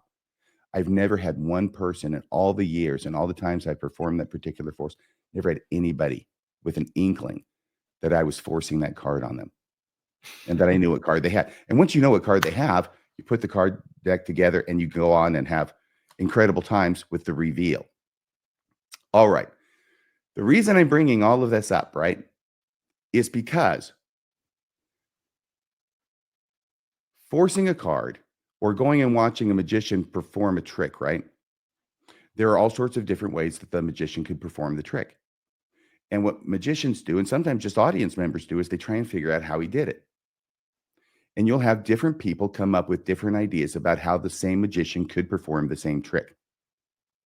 It happens all the time. That does not mean the simple fact that different spectators and different magicians can come up with different ways that this trick could have been performed doesn't mean that the trick was magic. It doesn't mean it was supernatural. Right. And yet that is the argument that he's making about the Book of Mormon. If non-believers in the Book of Mormon come up with different and even conflicting theories about how the Book of Mormon was produced, it doesn't mean the Book of Mormon is supernatural any more than the example with the magicians is. And I think I have it here in a slide. Yeah, conclusion, there are often several different ways to perform the same trick. And even though magicians can come up with many explanations, and even though those explanations may be contradictory, it doesn't mean that the trick is really magic. Any comments from you on that? I love that. I love that you're incorporating that background because because we see so many people who do magic who've kind of moved into the space of debunking, religious claims or debunking supernatural claims, like James Randi. who worked on that for a long time. And it's because they understand, it's because people who do magic, I'm always impressed at it because I don't have any skill like that. But I'm impressed at it because magic and tricks like that, illusions, they hijack those flawed parts of the human brain that we were talking about, that overactive agency detector that we have. The last thing I think, looking at the argument that Austin's actually making, is what he wants to do is he wants to treat critics like a monolith. Like if some critic of the church comes up with some theory that I don't agree with, that somehow that means something significant for me. And I'll give you an example by name. You guys hosted on Mormonism Live, Lars Nielsen and his book, How the Book of Mormon Came to Pass. I don't think that theory, which is basically it incorporates the Spalding-Rigdon manuscript theory, essentially as one of the requirements for his theory now to be true. I don't believe that. I don't think the evidence bears that out. I think it's again engaging in the same type of flawed thinking that Joseph Smith could not have written the Book of Mormon as it exists today. When we go back to those letters, we can see, I just don't think that the evidence accurately reflects that. So that's I guess the only other thought I had on this section of Austin's letter, is that he seems to want to use the weakest arguments from critics instead of viewing like each critic as a different individual person. Like, of course they're going to have different theories, and like you've connected with the magic connection here, of course there's going to be and may have even been different ways that Joseph Smith did these things. I think the last little thought I had, and I'll just put it here, even though it doesn't directly connect to magic, it goes back to the idea of level setting. When we're examining the Book of Mormon, one piece of scholarship I think that apologists need to grapple with is Brett Metcalf and Dan Vogel's work on Messiah priority, because the Book of Mormon is a lot less impressive when viewed as a narrative, when viewed as, apologists will constantly harp on this complexity of this narrative. How could Joseph Smith have kept these things straight between First Nephi and Alma, for example? The reality is that even faithful scholars agree that the Book of Mormon was dictated starting at Messiah because of the loss of the 116 pages. It was dictated starting at Messiah and then wraps back around. And so you're not getting an accurate picture of the evidence or of understanding where the Book of Mormon could have come from if you're not grappling with Messiah priority and acknowledging that as a reality. That's an argument, by the way. Messiah priority, completely absent from the Light and Truth letter. So as far as like really trying to understand the best arguments of critics, that's how it connects in my head. I don't think Austin has really understood the best arguments from critics on any of these points. Again, not to question whatever experience he had. I'm just saying that I'm left with a lot of questions about why things were omitted, how he grapples with them versus, the opposite, which is essentially just saying, like you said, if I can't prove how it was done, then it must have been God. He hasn't really grappled with the arguments on the other side of that. Very good. The next slide is the absurd argument of apologists. Continuing, for any purportedly magical or supernatural event or effect, critics must all agree on one and only one explanation for how it was done. Otherwise, the event or effect was magical. As applied to the Book of Mormon, I think we got ahead of ourselves on the slides. Joseph Smith claimed the Book of Mormon was translated by supernatural means. Unless the critics all agree on one and only one natural explanation for its production, it must be supernatural in origin.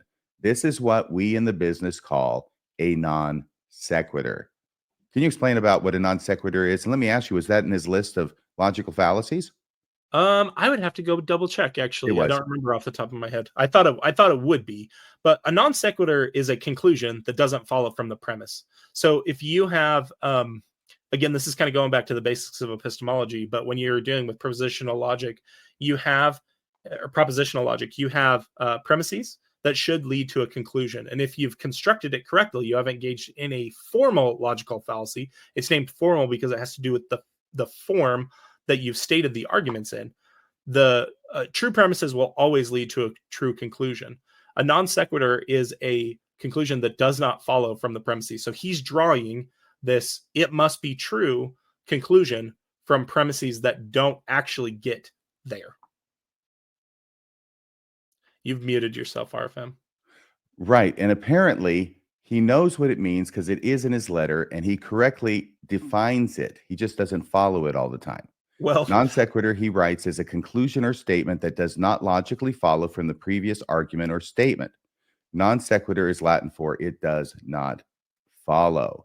And this is one of those examples of a non sequitur as he uses it in his Light on Truth letter. Let's see what's next, shall we? well, Oh, I'm I sorry. was Go just ahead, gonna Kolby. say, I was just going to say, I truly don't think Austin understands really any of the manipulation tactics or logical fallacies. I think we highlighted that really well last episode because he engages in them constantly, the same ones that he criticizes critics of. So I was going to say, I think it's a little bit of an unreasonable assumption to say that because it's in his first chapter, he knows what it is. He has it correctly described, but I don't think he's ever actually understood why these fallacious arguments are a problem. The reason a fallacious argument by definition is a problem is because a fallacy cannot lead you, fallacious thinking cannot lead you to a true conclusion. That's why a non sequitur is a problem. If the conclusion doesn't follow from the premises, then the argument that you're using to get there cannot prove that that conclusion is true. That doesn't mean, on the flip side, this is the fallacy. Mhm. An argument that's supported by a fallacy isn't necessarily false. And this is why all of us, critics, believers alike, should seek to eliminate the use of fallacious arguments. Because if we really care about what's true, we'll focus on the evidence and we'll focus on non-fallacious arguments.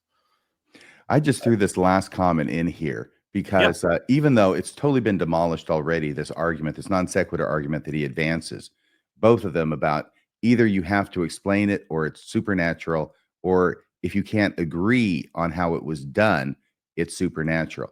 There's an additional unstated false dichotomy in this, and that is this.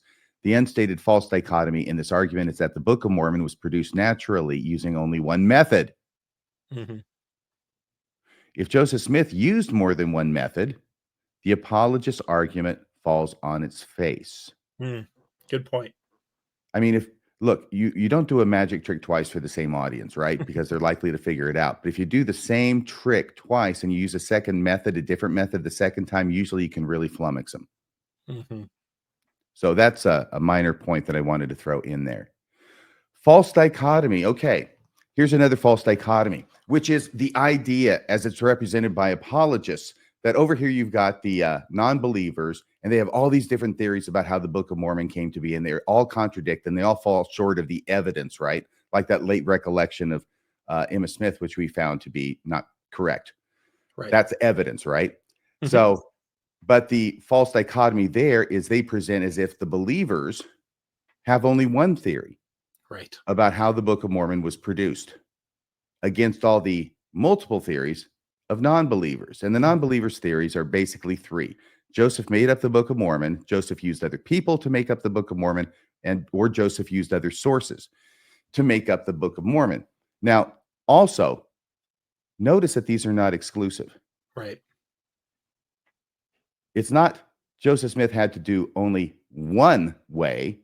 He could have used two ways. He could have made up the Book of Mormon and used other people as well. Can I give an example that I think will kind of draw that? So Tolkien, so a lot of people are familiar with Tolkien. He wrote The Hobbit, Lord of the Rings. Tolkien drew from Germanic folklore. The idea of elves, dwarves, those things were drawn from works that came before him. And you and I have talked about this a number of times just on the phone as we've talked about this series. People also need to understand this idea of meme theory, which is how we packet cultural information. So like how genes are how we pass on genetic information, memes, and I know that in the internet context has this different meaning, but the word, the reason we selected that word for kind of like the popular internet culture thing is because that is the theory of how we pass along information. And I can give an example there with Tolkien, that Tolkien essentially took these ideas from Germanic folklore, remixed them, mixed them together, came up with some of his own stuff. And then what he created was this work that's essentially defined fantasy folklore, at least in the West, for, over a century. And we see very similar things going on with Joseph Smith. Like you said, these are not different theories as far as the critical non-believer method goes to say Joseph Smith making up the Book of Mormon can't have incorporated all of these things. Because, to answer Austin's question, where did Joseph Smith get the ideas? where did Tolkien get the ideas of the Maiar and the fall of Morgoth? It's the same thing. It's the same way that people come up with fiction. Right. So I think it's a great example and very important. Joseph could have made up the Book of Mormon. He could have used other people to help him make up the Book of Mormon, and he could have used other sources like Tolkien in creating the Book of Mormon. Obviously, he used the Bible an awful lot. It would have been a lot better if he. It would have been a lot better if he had Tolkien to work from, I think. I think you're right. It would have been a lot more exciting. Yeah. So that's another false assumption that they're building into it, is that the non-believers present theories that have to be completely true, only one of them, and there can't be admixture between them. And that's the different ways of performing the same trick, by the way. Right. Okay. Whereas the believer, I'm sorry.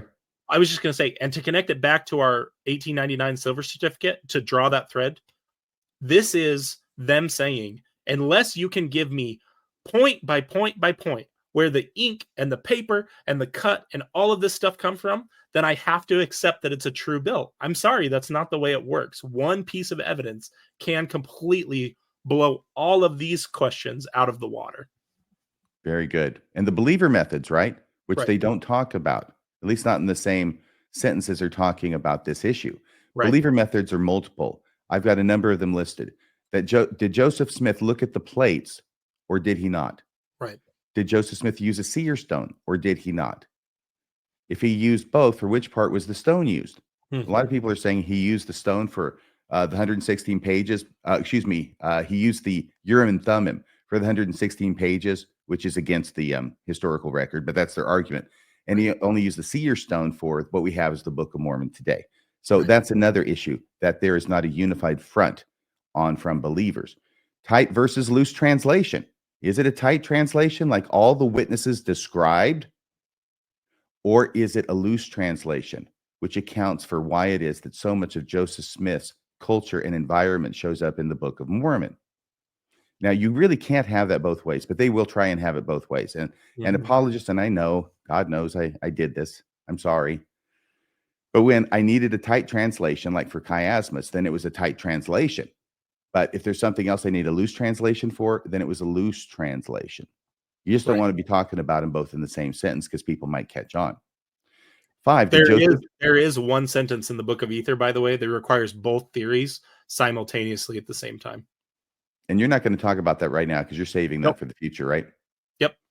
So you heard it here, folks. Kolby Reddish is saying there is one verse in the Book of Ether, which is, of course, in the Book of Mormon, that requires both a loose translation and a tight translation theory to explain it, both going on at the same time. Did I understand that correctly? Yep, that's correct. Okay, we got something to look forward to for Christmas. Also, did Joseph use other sources, such as the Bible? Believers have different theories on this. And time frame. Did Joseph create Book of Mormon in 60 to 90 days, as we've seen Austin favors?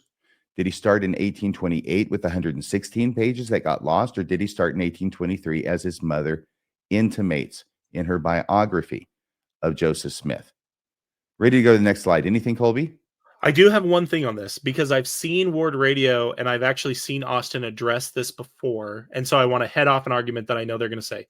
They're going to say the one believing theory that is consistent is that it was dictated by the gift and power of God. They'll use that phrase a lot, gift and power of God. Which says absolutely nothing.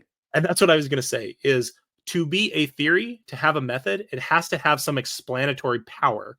By saying God did it, that has no explanatory power. There's still all these unresolved questions that RFM's gone through. Tight or loose translation is, in my mind, that's the real simple one. Like, if you guys can't even engage with that, then you can't engage with any of the more complicated stuff. But I wanted to head that off. Gift and power of God is not a theory because it doesn't explain anything. We could just assert Joseph Smith made it up. On the flip side, like, you have to actually grapple with the evidence, guys. That's ridiculous, presuppositionalist games. So Joseph Smith said more than that. He said not only that it was by the gift and power of God. You remember, he's at an early conference, and Hiram said, "Hey, Joseph, why don't you come up here and explain to everybody how it was you produced the Book of Mormon?" And Joseph Smith gets up there and gives a stink eye to his brother Hiram and says, not only that it was translated by the gift and power of God, he says, it is not meant for the world to know anything more about it than that it was translated by the gift and power of God. Right. If that sounds to you like something that an honest person is saying to you, does that sound more like an honest person or a con man? That's my question. It sounds like a con man, and it goes hand in hand with this piece of evidence that Austin points to repeatedly throughout this chapter. He'll point to the fact that Joseph Smith never really taught from the Book of Mormon or read from the Book of Mormon in public. And Right. he uses that to say, why was Joseph Smith so much more familiar with the Bible than the Book of Mormon if he's the one who came up with the Book of Mormon? The answer to that is real simple. Look at the fact that Joseph Smith gave that answer at that conference in 1831. You're exactly right. I love that piece of evidence because I think it's really significant. What that says to me, when you combine those two pieces of evidence together, you have Joseph Smith not wanting to explain in any detail where the Book of Mormon came from. And in fact, saying, we're not going to talk about this, Hiram, shut your mouth. And then the fact that he doesn't talk about it or teach from it in public, what that says to me is that you can call it guilty conscience, whatever you want to say. It's he doesn't want to engage with this any more than he absolutely needs to. Just like how a magician isn't going to walk me back behind stage and show me all the apparatus if they don't have to, right? It's the same idea. Good point. So bottom line number one for this segment, the supernatural explanation has just as many contradictory claims as does the natural explanation for the production of the Book of Mormon. And bottom line number two, believing Mormons struggle to come up with a consistent theory of how the Book of Mormon came into existence, just as non-believers in the Book of Mormon are alleged to by them. Going back to the Light on Truth letter, once again, the highlighted portion at the bottom, where he says, if Joseph Smith used other sources, why did he have nothing else with him during the translation process? And this is a footnote number 7, which is, of course, going to go to that late statement by Emma Smith, right? That he didn't have any books or papers with him while he was dictating the Book of Mormon. So Austin asked this question. I'll go ahead and answer this question since he put a green arrow next to it. If Joseph Smith used other sources, why did he have nothing else with him during the translation process? So here's the thing. He did have something else with him during the translation process. At a minimum, he had the Bible. And even most apologists, I believe at this point, once again, this is another place, like I said, where they can't come up with a unified theory. Even on the Fair Mormon website, they have an article called The Bible and the Book of Mormon, and it addresses this issue. I'll put it up here on the next slide. Just the part that's there in the highlighted section, you can see it. Do you want me to read that? This is written by an apologist for the church, published on a primary apologetic website, Fair Mormon. He writes, we can't very well appeal to similarities between the Book of Mormon and the King James Bible in order to show the Book of Mormon's true, because it is very evident that Joseph Smith used the KJV in translating Old Testament passages. Sidney Sperry postulated that the prophet used the KJV while translating Bible verses, and when the translation substantially agreed with our Bible, the prophet used the King James English. Dr. Sperry believed that if the record on the plates differed too greatly with the KJV, the prophet would dictate the change. Although there are many minor changes, the prophet's translation was heavily dependent upon the King James Bible. So when Austin Fife then, in his Light on Truth letter, asked the question, if Joseph Smith used other sources, why did he have nothing else with him during the translation process? You need to get on board with the primary majority apologetic point of view, which answers your question and says he did have other things with him during the translation process. Now, do any of the witnesses mention this? And I'll probably get ahead of my slides here as well. No, none of the witnesses make it. None of the witnesses mention it. In fact, the only witness that talks about it expressly and gives an affirmative statement is Emma Smith, who says he didn't have anything with him. And yet we know he had the Bible, in spite of the fact there's no direct testimony, no witness saying, I saw him with the Bible during the translation. And how do we know that? Because it's all over the Book of Mormon. Let me go on here and see what the next slide is. He asked this question. Isn't more than 10% of the New Testament? Oh, that's his question. I don't care about that question. He has so many dumb questions in here. I want to go to this comment he makes. Is there any evidence that Joseph Smith referenced the Bible during the translation? What he means is direct evidence. I'm trying to give him credit for making an actual argument, even though it's misguided. All right. I think he must mean there's no person who says, I saw this. And Emma Smith says he didn't have anything. Is there any evidence that Joseph Smith? Yes, of course he referenced the Bible during the translation because he couldn't not have and produce the Book of Mormon with chapter after chapter after chapter after chapter of King James Version Isaiah showing up. I think there's one place in 2nd Nephi where there's 12, might be 15 chapters back to back of Isaiah. Yes, he opened the Bible. He was reading out of the Bible as he's dictating. And even Sidney Sperry, who was a defender of the faith, even Hugh Nibley, who's a defender of the faith, agrees with that because you cannot make the argument that he didn't have a Bible with him and keep a straight face because it's so patently obvious. Mm-hmm. And yeah, and I love this. I'm sorry, were you done with that thought? I am done. Thank you. Yeah, I love this because I think it comes back to our opening comments, which is not all evidence is created equal. There is textual evidence in the text of the Book of Mormon beyond just what Sidney Sperry has concluded that Joseph Smith relied on the Bible and specifically his edition of the Bible, because I think his family had a 1769 King James Version, and there are errors from the 1769 King James Version in the Book of Mormon's recapitulation of some of these Bible passages.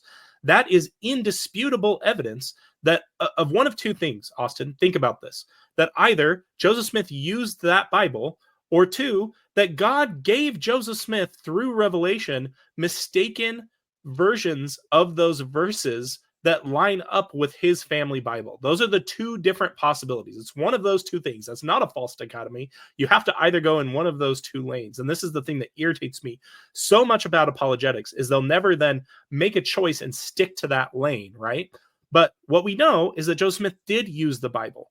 And so the fact that Emma says that Joseph Smith used neither book nor manuscript while writing it, first, it's important for people to remember the context in which she made that statement.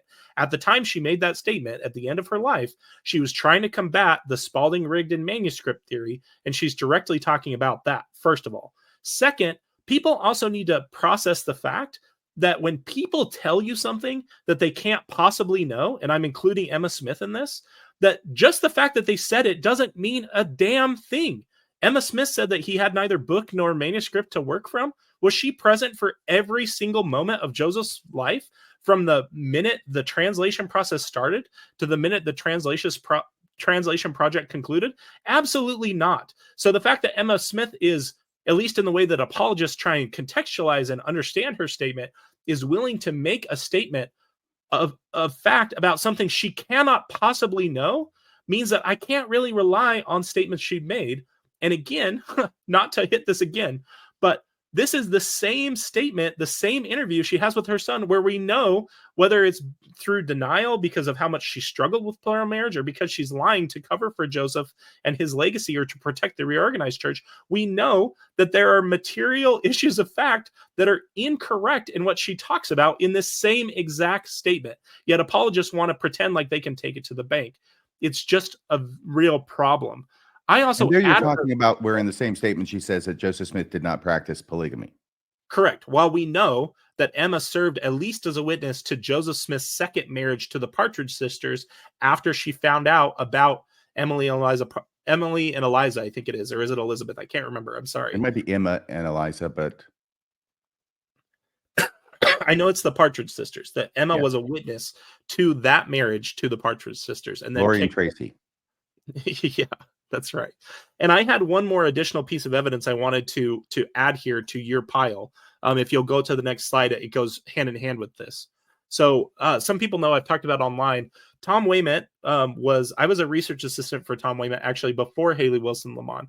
And Tom is a wonderful dude. I think the way he was treated after the release of this research by BYU, he hasn't told me anything about this. I'm reading the tea leaves and assuming some things, but he was moved from the ancient scripture department to the classics department.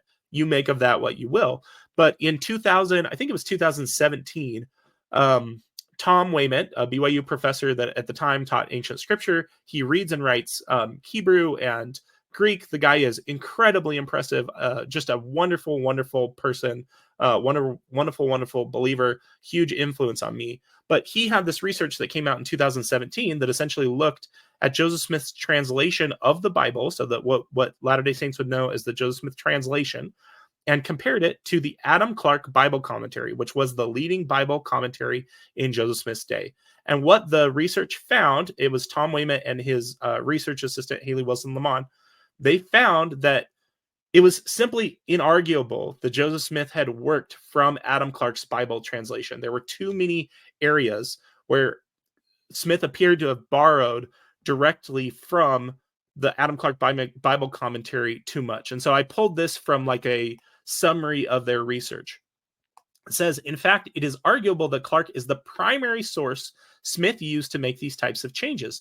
And as such, these changes may not actually represent Smith's initial impetus for translating the Bible, but may demonstrate that Smith was induced to change the Bible in certain ways through the encouragement of Clarke. What he's saying there, because again, he's a BYU professor and he still believes, he's still a believer.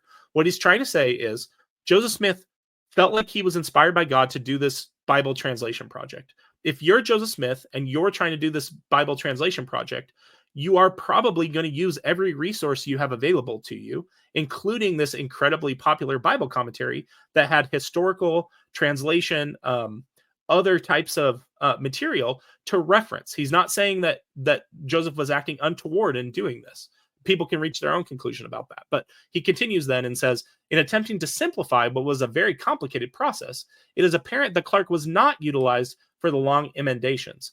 It is more likely that Clarke provided grammatical, historical, and linguistic aid to Smith as he carried out his work.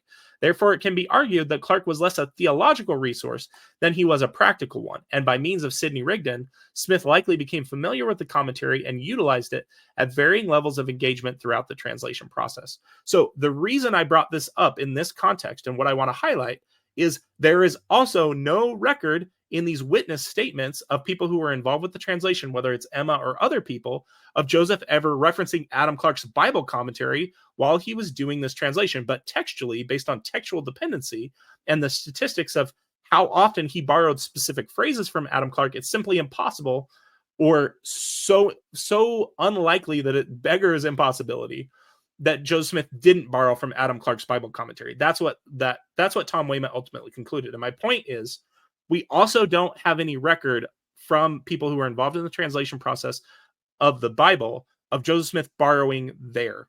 And one of the points that Tom makes in various podcasts where he's talked about his research is that it was a different time and they didn't necessarily think of plagiarism or borrowing the same way that we do today. Again, people can make up their own mind about that. But what I wanted to talk about here is that we see Joseph borrowing from sources without anyone involved in the translation process talking about it directly. We see that with the Bible and the Book of Mormon. So all to say, Austin's assertion that Joseph Smith wasn't borrowing from anything, again, in the context of looking at the evidence, it's really difficult to say that we can take those statements from witnesses to the bank when we know we have this textual dependency between the Book of Mormon and the Bible, and we know we have evidence like this that indicates that these people, well-intentioned or not, looked at borrowing from sources completely differently than we do today. Very good. Very good. I wanted to add this about the magic trick thing, is that we don't get to be in a position to try and figure out how Joseph Smith did it. Mm-hmm. We're not in the position where we can watch him do the trick. What we are left with are reflections and reminiscences from people who witnessed or were talked to by Joseph Smith about how he did it and put it in writing, unlike Joseph Smith. What we're left with is people who are awed by the trick, telling us how it was done. And that becomes an additional layer of complexity, because any magician has had the wonderful experience of performing a trick for somebody. And there's a gimmick pretty much with every trick, right? And part of the trick is making sure they don't see the gimmick. Like when I had you pick the Queen of Diamonds. Right. They have a gimmick. And what is a wonderful thing is that, first off, they get surprised or fooled. That's a terrible word, I think, for magic. But they like the trick, right? They don't see the gimmick because they're not supposed to. Otherwise, they wouldn't have been fooled by it. But then when they described to another person who wasn't there for the performance of the trick, what that experience of having the trick done on them was, if you are in a position as a magician, and I have been on rare occasions, it doesn't happen that often, where you hear someone describe a trick you did for them to somebody else who wasn't there, and you hear them describe it in a way that if you had done it the way they described it, you never could have done it. It would have been magic. Right. But that's because they leave out the gimmick because they didn't see the gimmick. So that's what we're left with Joseph Smith and his production of the Book of Mormon. We don't get to see how he did it. We're left with witness statements. And these are witness statements from people who were fooled by it. We know that. Can I add one thing to that, which is we haven't talked about the 1826 glass-looking trial, and I'm sure we'll get there down the road because it's an important piece of evidence. But the way you're describing this, I think, is so accurate that we're listening to secondhand accounts of people who bought into the trick. One of the things that is very significant to me, if people look into the 1826 glass-looking trial of Joseph Smith from South Bainbridge, and you look at the court notes, is one of the people who was a witness for Joseph Smith, so defending Joseph Smith, was Josiah Stoll. Yeah. Josiah Stoll, who we'll get into Austin's section later on witnesses of the Book of Mormon. He's an unofficial witness of the Book of Mormon, claims to have seen the plates as well. One of the things that's very interesting about Josiah Stoll, to me, if you look at the transcript notes of the testimony at this 1826 trial, is that the trial was bought by relatives of Josiah Stoll, saying that Joseph Smith was cheating Josiah Stoll out of money, that he was a juggler or a disorderly person. That juggler was just a term of art for basically like con man, fraud, folk magician at the time. Josiah Stoll, if you look at the notes of his testimony, talks about how Joseph Smith never found any treasure, yet he's still convinced of Joseph Smith's gifts. And one of the things I want to highlight is when someone makes a falsifiable claim and fails that falsifiable claim, and yet people continue believing anyways, it is almost a sure sign that that person has bought into this thinking that you're talking about, that they bought into the trick. Because otherwise it doesn't make any sense. Like, imagine testifying like that. RFM told me he would meet me at the restaurant on Tuesday. RFM didn't show up on Tuesday, but I know that RFM and I are still great friends. Like, that's and RFM keeps all of his appointments. That's right. And right, RFM is never early, nor is he late. He arrives precisely when he means to go back to our Tolkien connection. But yeah, I just wanted to get that out there, that Josiah Stoll demonstrates the exact attitude you're talking about of someone having bought into this trick, as does Emma, I think, since she's making demonstrably untrue, again, whether denial or whatever, statements in her later testimony. They have bought into the bamboozle. Right. Okay, so let's go to, we talked about that. That was a great point that you made. Here's one of my slides. The fact is that Joseph Smith must have used a Bible during the Book of Mormon translation process. And yet none of the witnesses mentioned Joseph using a Bible. I think this will be a recapitulation of what you said. Emma Smith goes so far as to state positively that Joseph had no books or papers during his translation of the Book of Mormon. And yet we know that Joseph Smith must have used a Bible during the Book of Mormon translation, which raises the additional problem, which you've already mentioned, I think. Mm-hmm. If the witnesses don't mention the Bible Joseph used during the Book of Mormon translation, what other books and papers might Joseph Smith have had during the translation that the witnesses aren't mentioning either? Once you find out that he was using the Bible and nobody mentions it, and Emma goes as far as to say he didn't have any books with him, then, and you know that's wrong, you know that's false. He had the Bible with him. It raises the question, well, we know that the witnesses are going along with it, okay? They're going along with this thing because they're not mentioning what it is that Joseph Smith is using, which makes the production of the Book of Mormon less miraculous. Mm-hmm. So what else might he have been using that was present, that witnesses saw, that they're also not mentioning in order to make the Book of Mormon seem more miraculous? We're going to get to view of the Hebrews. Let me just say this about this. All right. We talked about Emma Smith. You've talked about Sidney Rigdon. And I want to make this point clear. These people are not lying because they're lying, first off, and they're mischaracterizing what happened. And I'm just going to call it lying. Okay. They're not lying. Well, their lies go one way, right? Their lies make Joseph Smith seem less competent to make the Book of Mormon, and they make the Book of Mormon much greater than it really is, to make that gap so huge. Right. And that's the common thread through all of these statements. Now, what I want to emphasize is my belief that they're not lying because they're in on the con. Mhm. They're not lying because they know the Book of Mormon is a fraud. They're lying because they know the Book of Mormon is true. Mhm. And because they know the Book of Mormon is true, they don't want to insert anything into the narrative that they know of, which might make somebody else think, yeah, that doesn't sound so miraculous to me. I'm a true believer. Therefore, I'm going to shape the story to make it as impressive as possible to a non-believer, which is exactly what Austin Fife is doing in his letter. Right. So getting that out of the way, let's go to the view of the Hebrews. By the way, let me just say, he mentions all these different books, Napoleon, the late wars, View of the Hebrews, all these different books. And I think what he tries to make the point of is Joseph Smith did not plagiarize from these books. And you can't show he plagiarized. And here's these things that he didn't plagiarize, all this stuff. I am not saying, and I don't think it's a valid argument to say that Joseph Smith plagiarized from these books. All right. He may have here and there. I don't know. But I don't think it's demonstrable. What is demonstrable with the presence of these books is that with the presence of the books and with the knowledge of the books, what we understand is the Book of Mormon starts fitting a lot more comfortably in Joseph Smith's environment. Because it starts sounding like other books that are being produced during that time period with different themes, even similar kind of language with the late war, right? So that's what I would say they demonstrate. Not that Joseph Smith has a copy of it and he's staying up late at night and he's, memorizing passages or thinking that's a great idea. Maybe he did. I don't know. I don't think it's demonstrable. But once again, what is demonstrable is it makes the Book of Mormon a lot more understandable and fits it more within Joseph Smith's time period as opposed to the time period that it proclaims for itself and that Joseph Smith claimed for it as being thousands of years ago.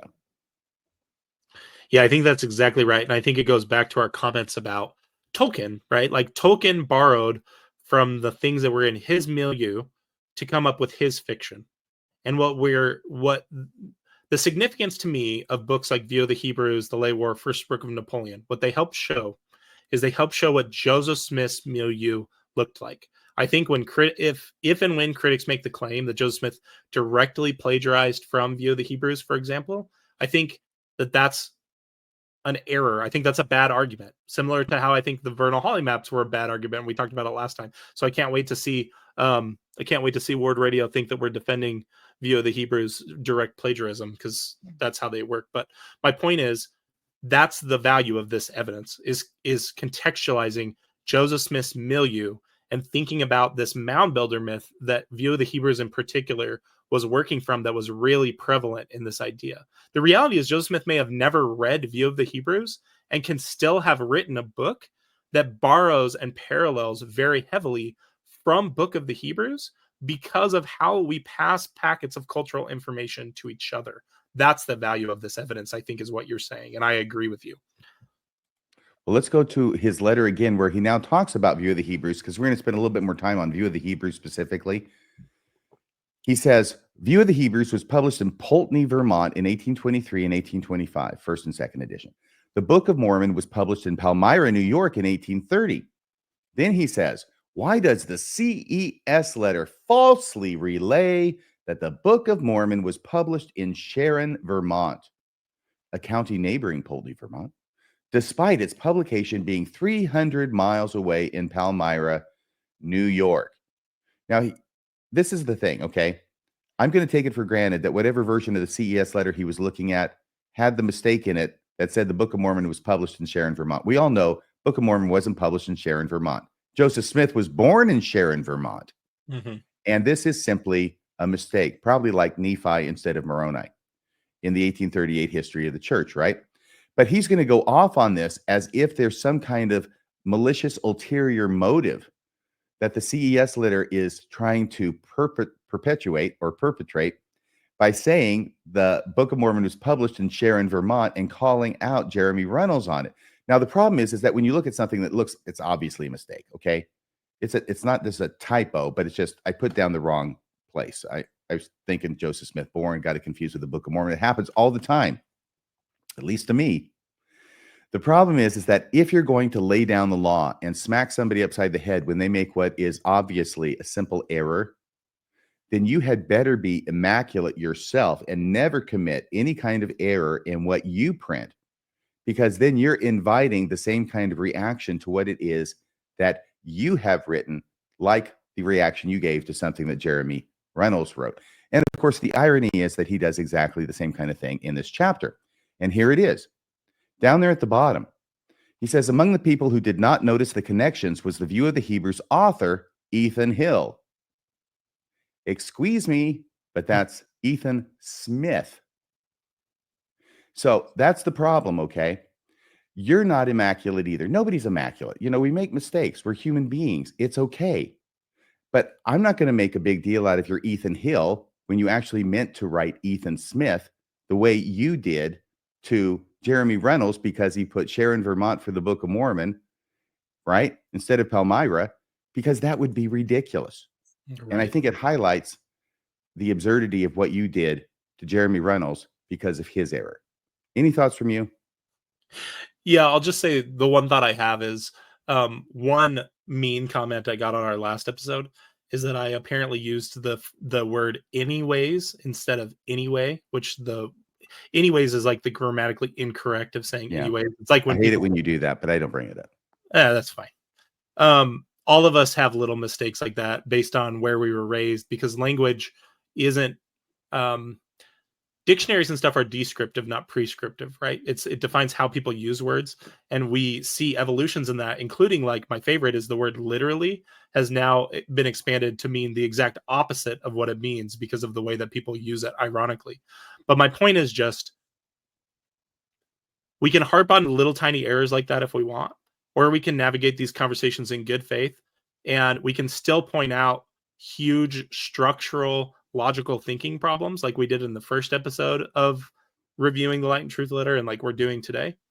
To me, that's where we really get to the meat of these conversations. It's not finding little ticky-tacky errors to pick on each other about and snipe at each other about, right?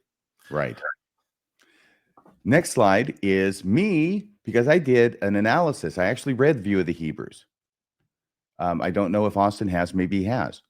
And I studied it thoroughly and did a presentation on Mormon stories a few years back. There's the book, View of the Hebrews by Ethan Smith. Oh, look, it says Ethan Smith there, not Ethan Hill. So I have read it. I am very, very intimately acquainted with its contents. And that is why at the end of that episode, I said, no, I don't think Joseph Smith plagiarized from it.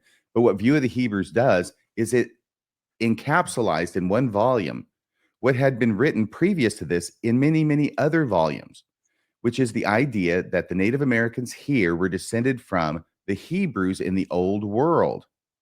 And that is View of the Hebrews, okay, in its most basic sense. And that is the Book of Mormon. The Book of Mormon, in its meta-narrative, is an origin story for the Native Americans.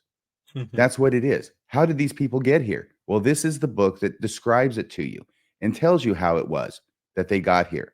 Because I think nothing surprised the early colonists more when they came over to the United States. It wasn't the United States, you know, at the time. It was Americas, right? North America. And find people here. What the heck are they doing here? We had to sail across the ocean to get here, and we find people. Right. This is not what we would expect from our knowledge of the Bible, which was the source of all information, right? So they came up with a theory. This is one of the lost tribes or whatever, but they were Hebrews and they show up here. And that was a very commonly held belief in Joseph Smith's day. And we find it reflected in the Book of Mormon. The only difference is that science has moved on. Boy, has it moved on since 200 years ago, and theories related to Native Americans at the time. But it's only the Mormons. And maybe, I don't know, there's probably another group out there.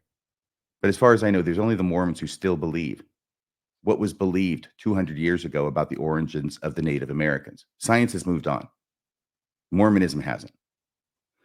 Let me see what the next slide is. And you pop in there with anything you want to say before I get to B.H. Roberts and the View of the Hebrews. No, please go ahead. Okay, so this was B.H. Roberts. If you know him, I hope you do. He was a prominent GA. He was a 70. He may have been in the presidency of the 70. He's right below an apostle. And this is at the end of the 19th century and the beginning of the 20th century. And what he did was he was a notorious defender of the faith. He was famous for it. In fact, I think his biography was called Defender of the Faith. He was one of the original apologists, and he learned stuff. He was very active with his mind and his researches, and they focused on the Book of Mormon. So he wrote a paper called Studies of the Book of Mormon, which he presented to the First Presidency and the 12 and the GAs in those secret meetings of 1922. And he had in there what he thought were very, very legitimate criticisms against the Book of Mormon, some of which he came up with himself, and he thought they demanded an answer because he believed the Book of Mormon was true. And those arguments, for listeners, they were mostly about anachronisms or textual dependency, correct? Mm-hmm. Yeah, and people can listen, people who are interested in this. I love B.H. Roberts. I've always loved the strain of intellectuals in the church, like Roberts, Talmage, Widsoe, Eyring. I would put all of those in that camp because they sought to contextualize Mormonism while also not being, like fundamental biblical literalists like Joseph Fielding Smith and Bruce R. McConkie were. They tried to like bridge these two worlds and bring them together in a way. Sometimes it was convincing, sometimes it was not, but at least they were wrestling with these issues. I'd also point to people who are interested in understanding more about these 1922 meetings that you referenced. Actually, it was the second episode of Mormon Stories I ever watched. Was Shannon Caldwell Montes did her doctorate dissertation, or maybe it was her master's dissertation or a master's paper, something like that, master's thesis on the secret Mormon meetings of 1922. And they just blew me away, like discovering how much the church knew about problems with viewing the Book of Mormon as a literally historically true document based on research done by someone who believed in it and wanted to shore up the problems or figure out a way to contextualize the problems. I didn't mean to steal your thunder there if you were going to point people to that, but yeah, it's episode of Mormon Stories with Shannon Caldwell Montes, I know is her name. Yes. Yeah. And it was a fantastic job. But after he presented it, and he didn't get any responses from leadership except for teary-eyed testimonies that the Book of Mormon is true, which isn't what he was after. Right. He thought, I've studied this. I can't come up with answers to these. I'll go to the guys who have the connection with God. Right. Believing that they would have answers. And they didn't. They papered it over. And he was very, very distraught, I think, by it. And I think the record reflects that. Right. But what the church also did was they hid it. They hid his studies of the Book of Mormon. So here's what happens. When you go to View of the Hebrews, one of the main sections of the View of the Hebrews one of the main sections of B.H. Roberts' studies in the Book of Mormon that was very, very problematic was his comparison of the Book of Mormon with View of the Hebrews. Mm-hmm. So whenever you bring up View of the Hebrews, there's this whole story that comes along in its train about one of the most ardent defenders of the faith getting knocked off of his feed by the comparisons that he found between View of the Hebrews and the Book of Mormon. Here's an article about it. I'm going to read from a little bit. Mm-hmm. Studies of the Book of Mormon is a collection of essays written at the beginning of the 20th century, though not published until 1985. There's a reason it wasn't published until 1985, because the church didn't want it published at all. By B.H. Roberts, a general authority of the Church of Jesus Christ of Latter-day Saints, which examined the validity of the Book of Mormon as a translation of an ancient American source. Roberts served in the innermost circles of Mormonism, and for decades used his great oratorical and writing skills as well as his scholarly and research abilities to defend the Book of Mormon and give it intellectual respectability. This is from Wikipedia. According to Brigham Young University professor Marvin S. Hill, somebody has the last name Hill. Marvin S. Hill, controversy over the book has focused not upon the historical issues which Roberts raised, but rather on whether or not he lost his testimony of the book and the church. This was a huge deal in the mid-'80s. I'm in the middle of my big apologetic phase. I'm 25 years old when this comes out. I'm a subscriber to Farms, and I'm aware of all the stuff that's going on about these studies in the Book of Mormon by B.H. Roberts that are finally being published, and the apologetic response that is felt necessary to come to combat what's in those pages. Mm-hmm. This Wikipedia article goes on. Critics of Mormonism claim that Roberts lost his belief in the Book of Mormon after completing the study, even though he continued to publicly affirm the divine origin of the book. As for me, I think that's meaningless mind reading. It doesn't make any difference whether he lost his testimony. he was certainly concerned about these problems. I think everybody has to agree on that. Right. According to Religion writer Richard Osling, Mormon apologists were faced with one of the most delicate situations after publication of the book and went into high gear. True. To make responses to it because Roberts could not be dismissed as an outsider or an anti-Mormon. So you would have been in your apologetic phase when this book came out. So what was your explanation for grappling with this as an apologist? I mainly just read the Farms articles about it, accepted them at face value, and moved on. But it was very challenging at the time to have B.H. Roberts, a general authority, going to the leadership. I don't even know if that whole story was in there, but basically the church sat on these papers and didn't want them published. Right. And they eventually got published, but not through the church. But I will tell you a little bit more about my answer to that question as we move through these things. Okay, so we've got B.H. Roberts' list of parallels between the Book of Mormon and View of the Hebrews in his studies on the Book of Mormon. Let me find that here and put it up on the screen. We can find it here at a website that is called Mormon Handbook. And there it is, Mormon Handbook. So let me go ahead and just scroll down here where it says plagiarizing View of the Hebrews. Once again, I wouldn't use that term plagiarizing. It is often represented by Mormon speakers and writers that the Book of Mormon was first to represent the American Indians as descendants of the Hebrews, holding that the Book of Mormon is unique in this. The claim is sometimes still ignorantly made.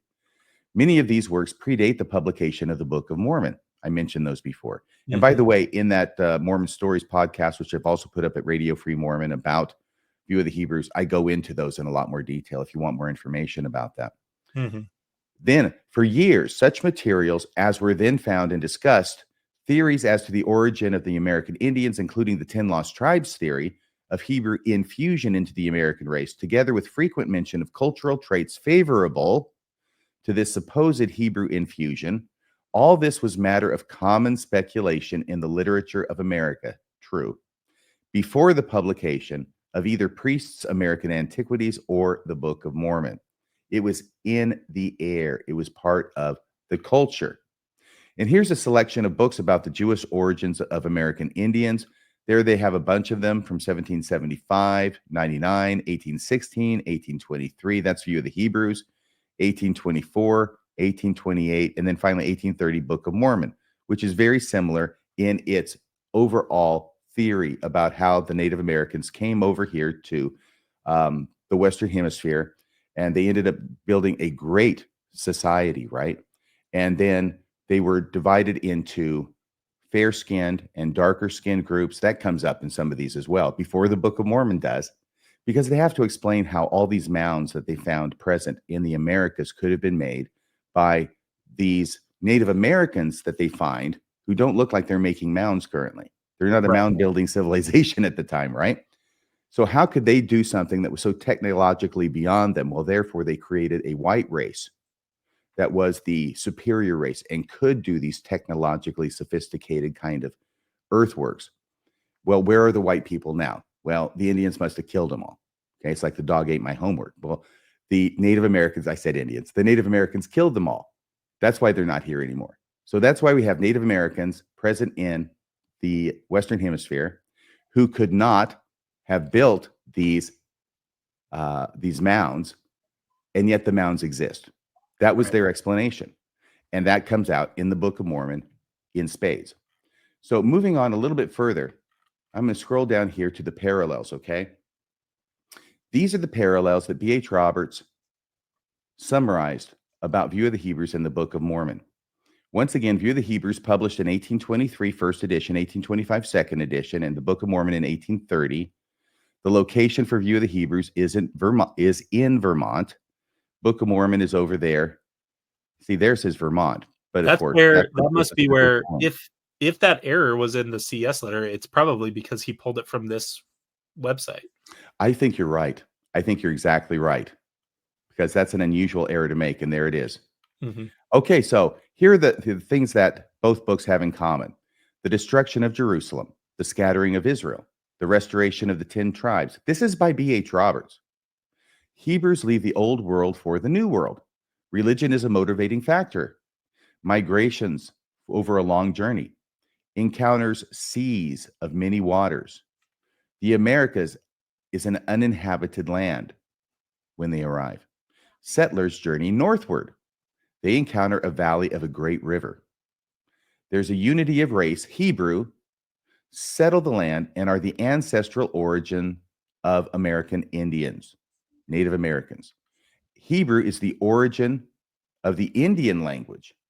Oh, I actually was reading that as India, like over there in India, and I was thinking, what? No, of the Native American language. You were reading it correctly.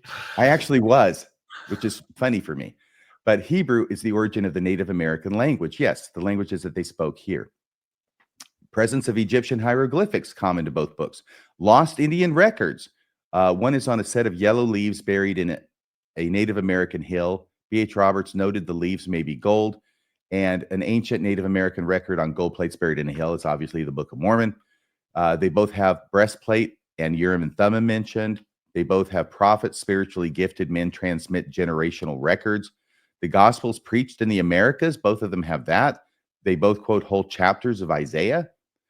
They both have a Messiah visiting the Americas, a Messiah. It's not Jesus Christ. It's actually Moses in the view of the Hebrews.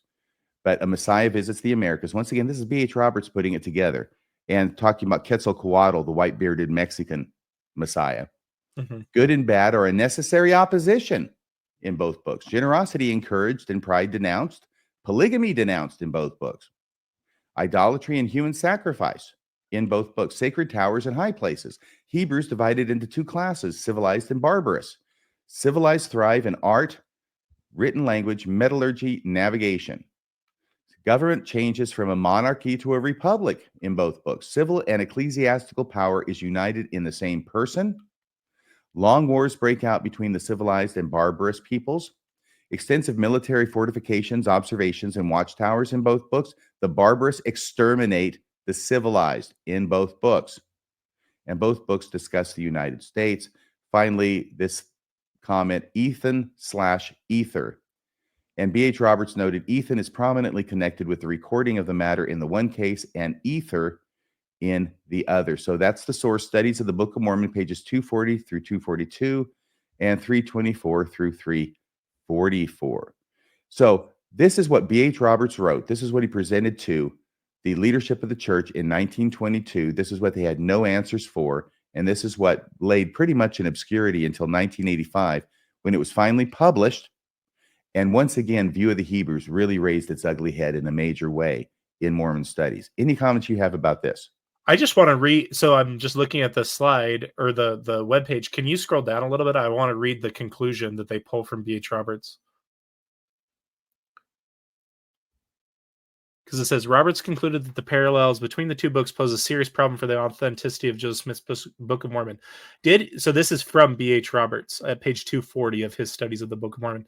Did Ethan Smith's View of the Hebrews furnish structural material for Joseph's Book of Mormon? So we've talked about how Austin is kind of strawmanned by making this all about plagiarism. Look at the way B.H. Roberts puts it. Did Ethan Smith's View of the Hebrews furnish structural material for Joseph Smith's Book of Mormon? It has been pointed out in these pages that there are many things in the former book that might well have suggested many major things in the other. Not a few things merely, one or two, or half a dozen, but many. And it is this fact of many things of similarities and the cumulative force of them that makes them so serious a menace to Joseph Smith's story of the Book of Mormon's origins. So that's, again, where I point and say, Austin, you're not arguing with critics of the Book of Mormon. You're arguing with a general authority 70 that noted all of these connections. And I know I kind of stole your thunder there. No, I'm glad you mentioned. I probably would have forgotten it. But that is the point that I did want to make. The argument's not with us. The argument's with B.H. Roberts, who is a general authority in your church. Right. So knock yourself out. And Austin, argue against what he's actually saying. Don't just look at the parallel, like at the claims of plagiarism that you see in the CS letter. Look at what he's actually saying, entertain it for a second, before you just immediately go to a thought-stopping cliche. Like, deal with the fact that he's talking about Joseph Smith, at least potentially, borrowing large structural elements from this book. And again, that can have happened with Joseph Smith never having read View of the Hebrews or never even owned a copy of View of the Hebrews, because of the way that word of mouth would have passed along these ideas and the way it was hooking into this larger cultural zeitgeist about the mound builder myth. Very good. So here's what I'm going to do is I'm going to go to my next screen slide after going through those parallels. And here is what, in light of that, here's what Austin says. We know about it. Perhaps he doesn't. He writes, the CES letter insinuates, without evidence, that Oliver Cowdery used the View of the Hebrews as source material for the Book of Mormon. Well, apparently B.H. Roberts thought somebody did, and he figured it was Joseph Smith. That's the most direct link. And he quotes the CES letter as saying this: this direct link between Joseph and Oliver and View of the Hebrews. By the way, the guy who wrote it, Ethan Smith, he was a minister in the town that Oliver Cowdery lived in prior to joining up with Joseph Smith and commencing as the scribe for the Book of Mormon, which is another link which is remarkably suggestive. This direct link between Joseph and Oliver and View of the Hebrews, writes the CES letter, demonstrates that Joseph is very likely to have been aware of the theme and content of that book. That is a perfectly stated sentence. It doesn't go overboard. It doesn't say he was aware of the book. It doesn't say he plagiarized it. It says it was very likely, the correct thing to say, not must, very likely to have been aware of the theme and content of that book. Of course he was, because it was everywhere in all these other different books. And at least half of the people I'm expecting believe that, or some version of it. He goes on, if this scenario is correct, how do critics explain the lost 116 pages of the Book of Mormon? You see what I mean by dumb questions? This question just comes out of nowhere. It has no connection to it, because the unstated assumption that Austin's bringing to this question and the way he's worded it is that the 116 pages of the Book of Mormon, Don Bradley's book notwithstanding, nobody has any idea what was in the lost 116 pages of the Book of Mormon and what they talked about. We know that it was roughly talking about the same material that we have in 1st and 2nd Nephi narrative wise, but we know that it wasn't exactly the same. And so what he's saying is, Joseph didn't meet Oliver until 1828. So if this connection that Jeremy Runnels, the section you read, which I agree with, is accurate, how would we grapple with the 116 pages? We don't know what's in the 116 pages. So he's bringing this assumption to the table that I think is unreasonable to bring to the table. Two other assumptions he brings to the table and sneaks in here is, number one, that the Book of Mormon did use the View of the Hebrews as a source, as an actual source. And number two, that only Oliver Cowdery knew about it. Right, exactly. That's the only way this question makes any sense. But both of those assumptions are not argued by anybody that I know of, and certainly not by me. Right. And if we go back to the quote we read from Lucy, or just from Joseph Smith history, a book like View of the Hebrews, if we believe Joseph's words, and he first meets with Moroni in 1823, and then he's having these recurring visions where Moroni is telling him, the word Joseph used was instruction and something else. I'm sorry. But if we believe that story, and Joseph Smith hears in 1823 or 1825 about View of the Hebrews, or just hears about the theme, are we really going to suppose that Joseph Smith wouldn't have been incredibly interested to learn everything about that connection that he could have? Of course he would have. We know since 1823 he's had this topic on his mind, because that's when he first met with Moroni. This is, again, where the timeline that they want to compress to make the Book of Mormon so much more miraculous or impressive poses a real problem for the evidence. Very good. I'll go to the next slide. B.H. Roberts summarized his comparison of the parallels between View of the Hebrews and the Book of Mormon as follows. And this is what we actually just read. Yeah, I was going to say, that's the quote I just read. Okay, so we read it off that other document. I didn't even have to make the slide, but I did. That's how much I care. Great minds think alike. So here is back to the Light on Truth letter. If View of the Hebrews was a source for Joseph, why did the BYU republish and make it available for free to read online? So in other words, if it's really a source for Joseph Smith, the church wouldn't have made it available online. Let's look at the backstory on that, because actually there's an answer to that question. And we will address that question by means of this. Headline: Controversy within the LDS Church after the 1985 publication. Once again, from Wikipedia, B.H. Roberts, Studies on the Book of Mormon. The publication of Roberts' study caused much protest in some circles in Utah. That's 1985. Sterling McMurrin, a University of Utah philosophy professor, even charged that there was an unsuccessful effort to have the University of Illinois suppress publication of the study. According to writer Robert Lindsay, church leaders struggled to hold back the tide of research and regain control over the past. In 1996, many years after Robert's study had been available through Gerald and Sandra Tanner, prominent critics of the church, and more than a decade after the University of Illinois had published Robert's study in 1985, remember? So 11 years later, in 1996, BYU republished View of the Hebrews. That's the answer to your question. It doesn't sound like it's because they're so secure in their position. It sounds like the cat's out of the bag, and now they got to try and respond to it and put it back. Right. And also this idea that if they're publishing it, they can put their own spin on it, even just like in a foreword or an introduction or anything. They're probably viewing this as safer in their hands than the hands of Gerald and Sandra Tanner, realistically. It could even be addressed in a paper done by John W. Welch, the founder of Farms back at the time. I remember this, by the way. I refreshed my recollection a little bit through the research, but this was like a stroll down memory lane. This was happening back in 1985. I'm totally into this stuff. And I remembered that John Welch, this is how I found it, because I knew that he'd written a paper addressing B.H. Roberts in View of the Hebrews, and it's titled Finding Answers to B.H. Roberts' Questions and, quote, an unparalleled.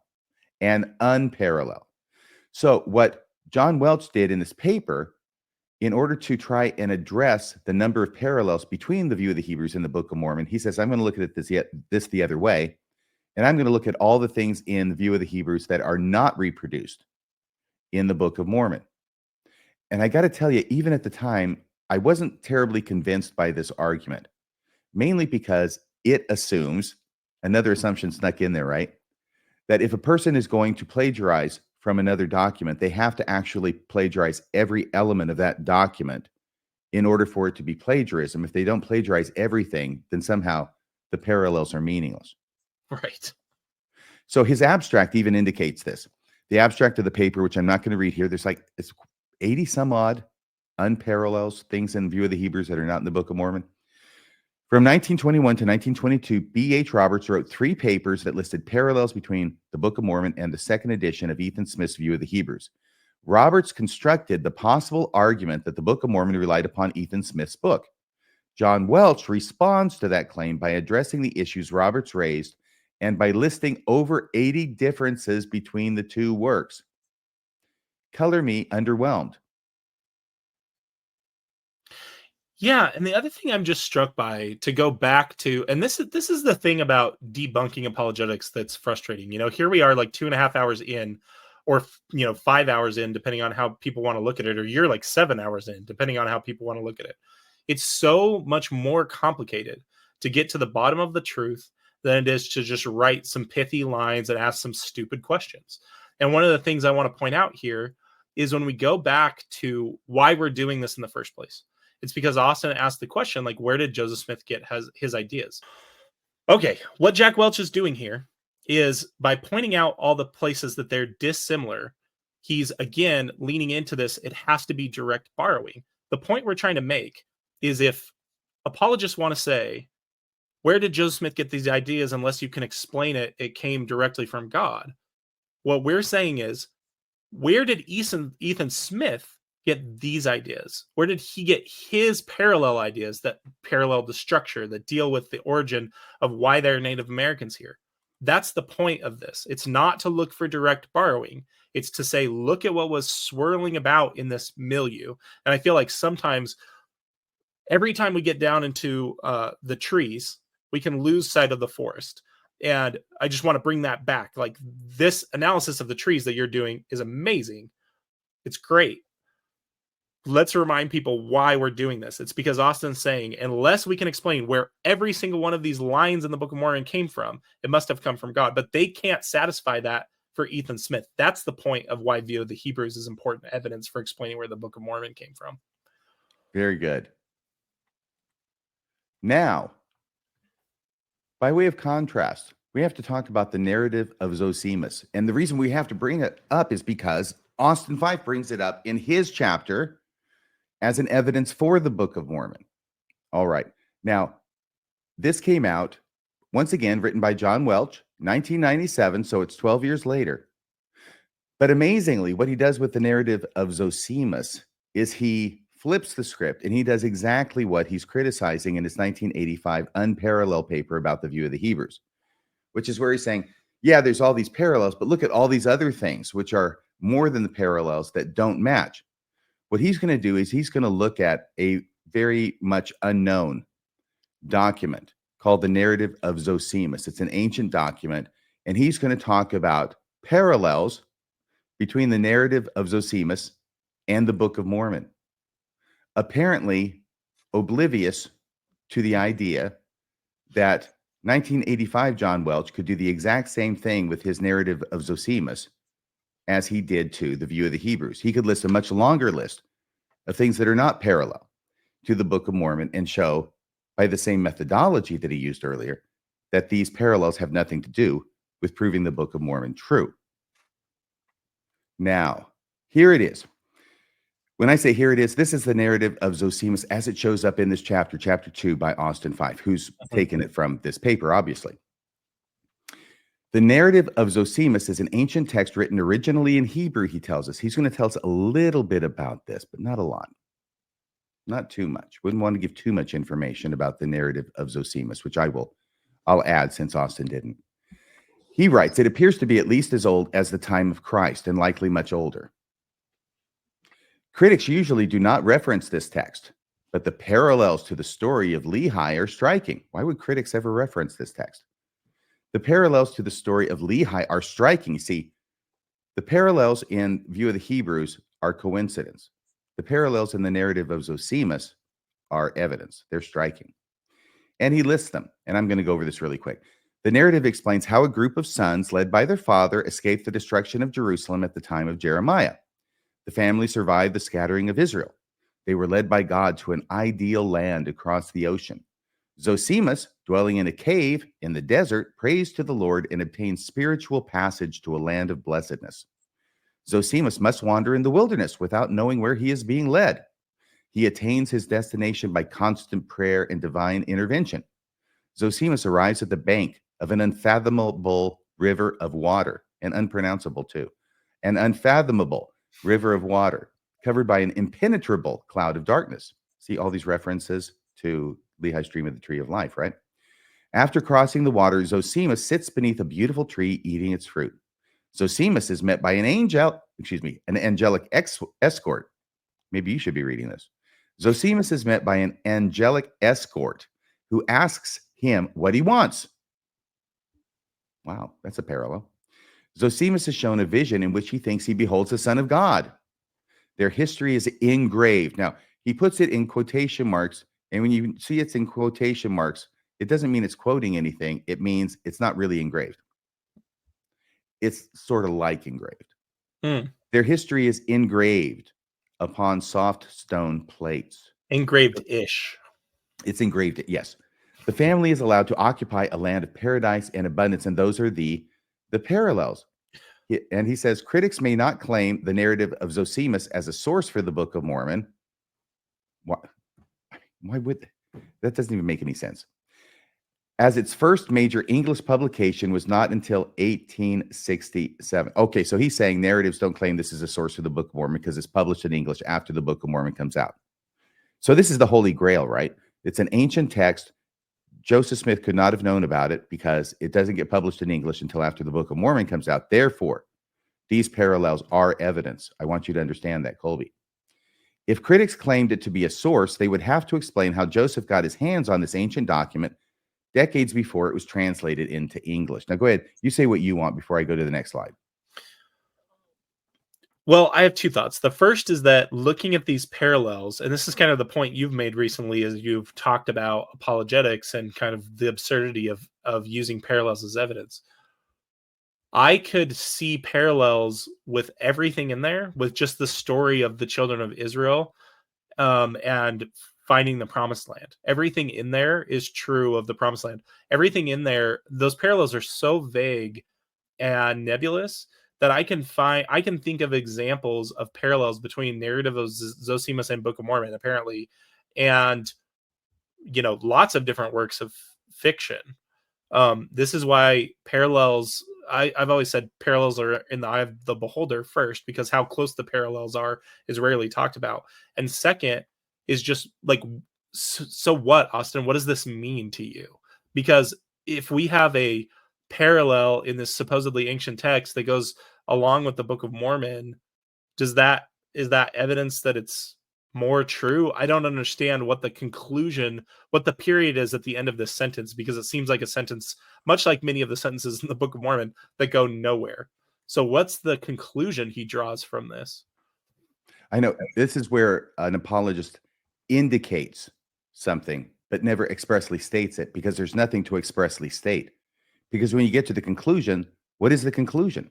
And there we get to the next part of it. And this is why this is a very, very difficult thing. In addition to the fact that all they're doing is listing a bunch of parallels, which they think are similar to the Book of Mormon, from a document that Joseph Smith did not have access to. Mm-hmm. And yet also notice that they get to control how these parallels are described. Right. And they're so vague. I mean, I want to be specific since I'm making that complaint. He attains his destination by prayer and divine intervention. Well, what story that features a religious narrative doesn't have that? So I could point very specifically to the 12 challenges of Hercules. They incorporate divine intervention and prayer. What does that mean, Austin? This is crazy. Notice that the similarities are primarily between the narrative of Zosimus and Lehi's dream of the tree of life. This is all opening chapter stuff in the Book of Mormon where these parallels are being found. Mm-hmm. And yet there are even more striking similarities between the dream had by Joseph Smith Sr. and recorded by Lucy Mack Smith in her biography of her son. I hope you know what I'm talking about. Mm-hmm. If you don't, look it up. Again, the apologists will deny the stronger similarities in the Joseph Smith Sr. dream of the tree of life as just coincidence or a host of other ways they have of trying to get out of this fix, while at the same time citing the weaker similarities in the narrative of Zosimus as evidence the Book of Mormon is true. Are you seeing a double standard at play here? Oh, absolutely. And the other thing I just don't understand is how in the world parallels between the narrative of Zosimus and the Book of Mormon would mean that the Book of Mormon is true. I don't even understand how they get from A to B in that connection, because it's a supposedly ancient text. Well, that's okay. Is that really as simple as the argument is that he's making? Even John Welch, who did the research and wrote the paper, expressed equivocation on the significance of it. Here's what he writes. And this is what he writes is quoted in the Light on Truth letter. I may read it differently than Austin does. This is John Welch. Accounting for the similarities between these texts is intriguing and complicated. Oh, why is it complicated? In a religious context, the parallels between the two writings may be explained as deriving from a common source of revelation or religious experience. In other words, if you put God in the mix, miracles are at play. Academically, naturalistically, in other words, academically, the parallels are an intellectual challenge with no definite resolution. Even though I cannot account for these parallels in all respects, their mere existence tends to support claims of ancient Near Eastern origins for Book of Mormon authorship. So that's as far as John Welch is willing to go. And I think even there he goes too far, where he says the existence of these parallels tends to support claims of ancient Near Eastern origins for the Book of Mormon. And the reason why I think he went too far there, I'll get to in a minute. Here's the things that Austin's not telling us about. And here's why it is that John Welch is so tepid in his pronunciation of the evidentiary value of these connections. If you go to Wikipedia, look up the story of Zosimus. The story of Zosimus is a Greek text of the 5th century AD. That means it's written in Greek. That's why it's Zosimus, right? Greek. Between 400 and 500. That's what the 5th century is. AD, or as we call it now, CE. And then it goes on to say there's a history of debate. I want to go to the last paragraph. Mm-hmm. But before that, let me say this. This book, the narrative of Zosimus, also called the story of Zosimus, was written 1,000 years after Lehi left Jerusalem with the gold plates, well, with the brass plates, and then they created their history on gold plates. But the main thing is that everything that happened that are paralleled to the narrative of Zosimus in the Book of Mormon, the Near East would have no knowledge of. Mm-hmm. And then they end up coming over here with their records. And by here, I mean, sorry, the Americas. The Americas, yes. They come over here with the records. This is all done unknown to anybody else in the Near East. So how is it then that a completely unknown document by the Book of Mormon's own terms, a document with stories in it that would be completely unknown to the people in the Near East, 1,000 years later, has these parallels with the story of Zosimus, which is written in the Near East? That's the problem.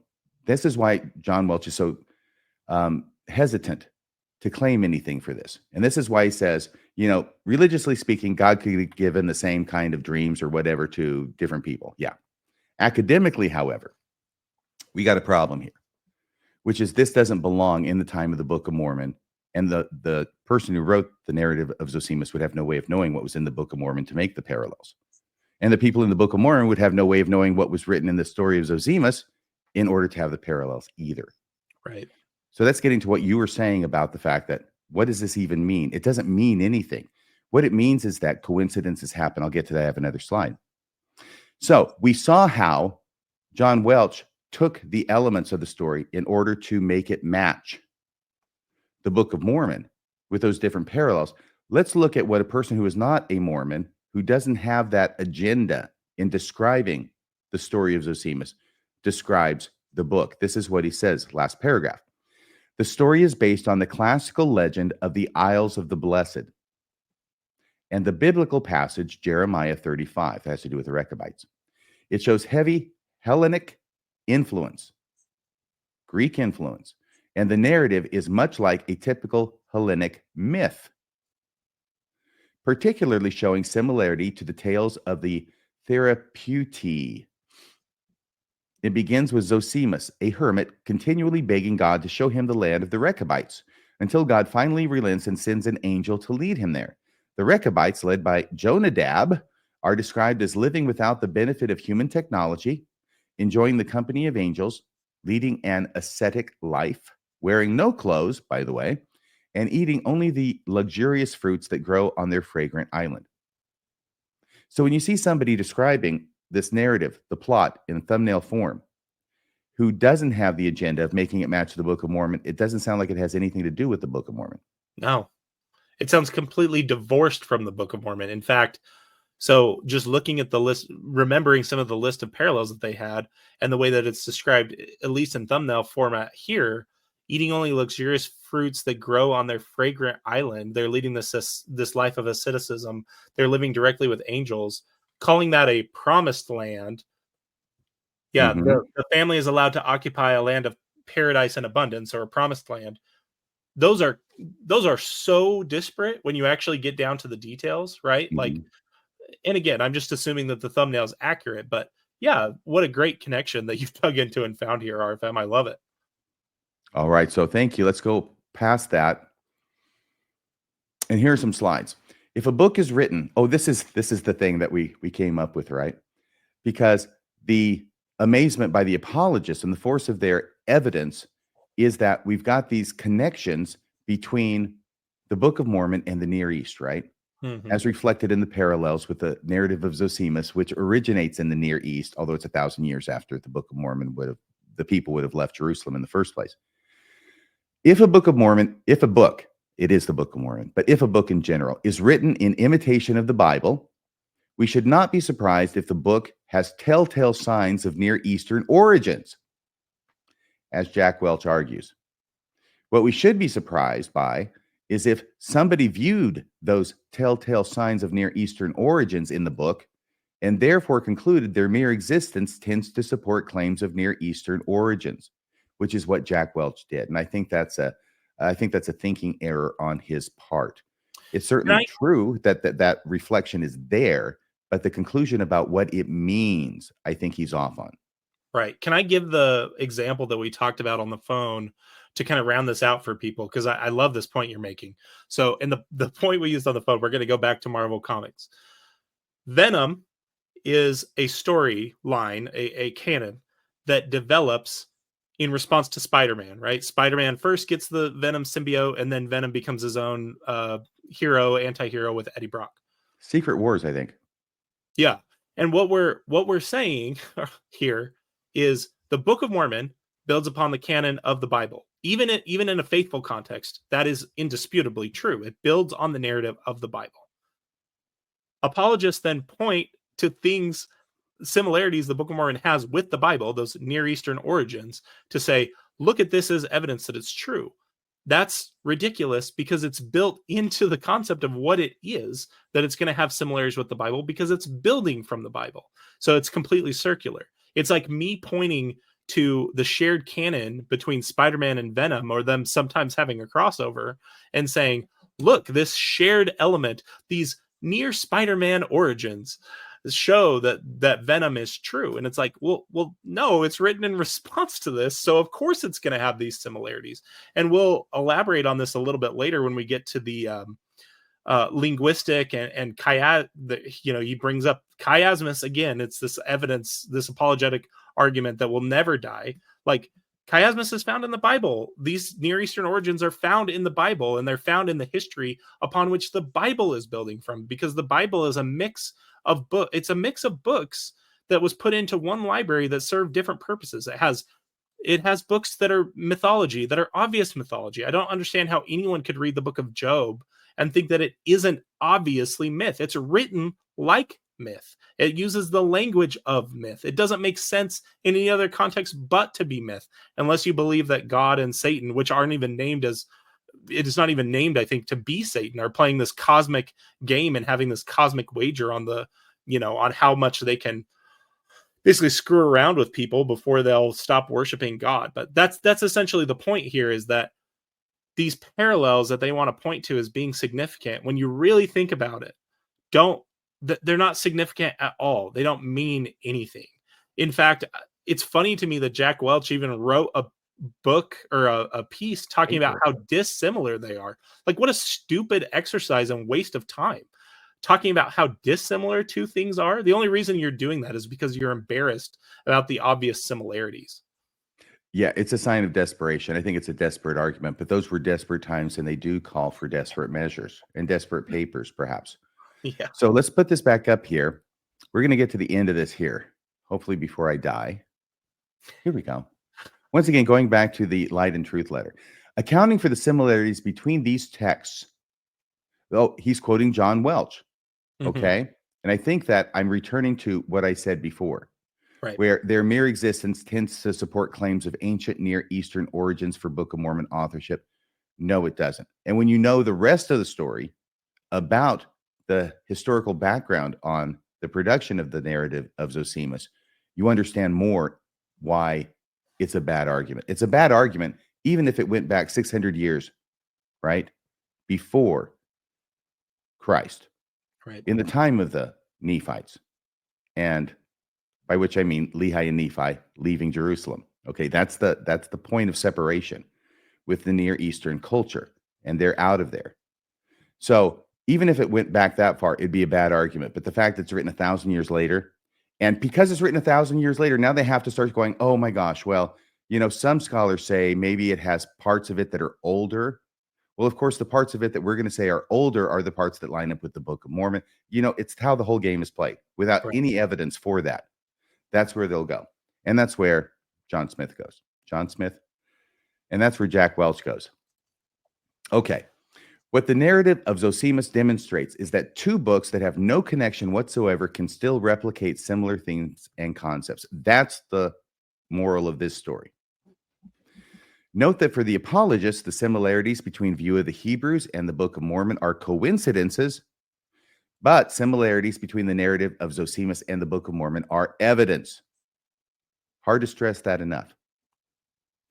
The main thing that makes the View of the Hebrews argument more likely is that it was actually available to Joseph Smith in his day, and also reflected widely held views about the Semitic origins of the Native Americans.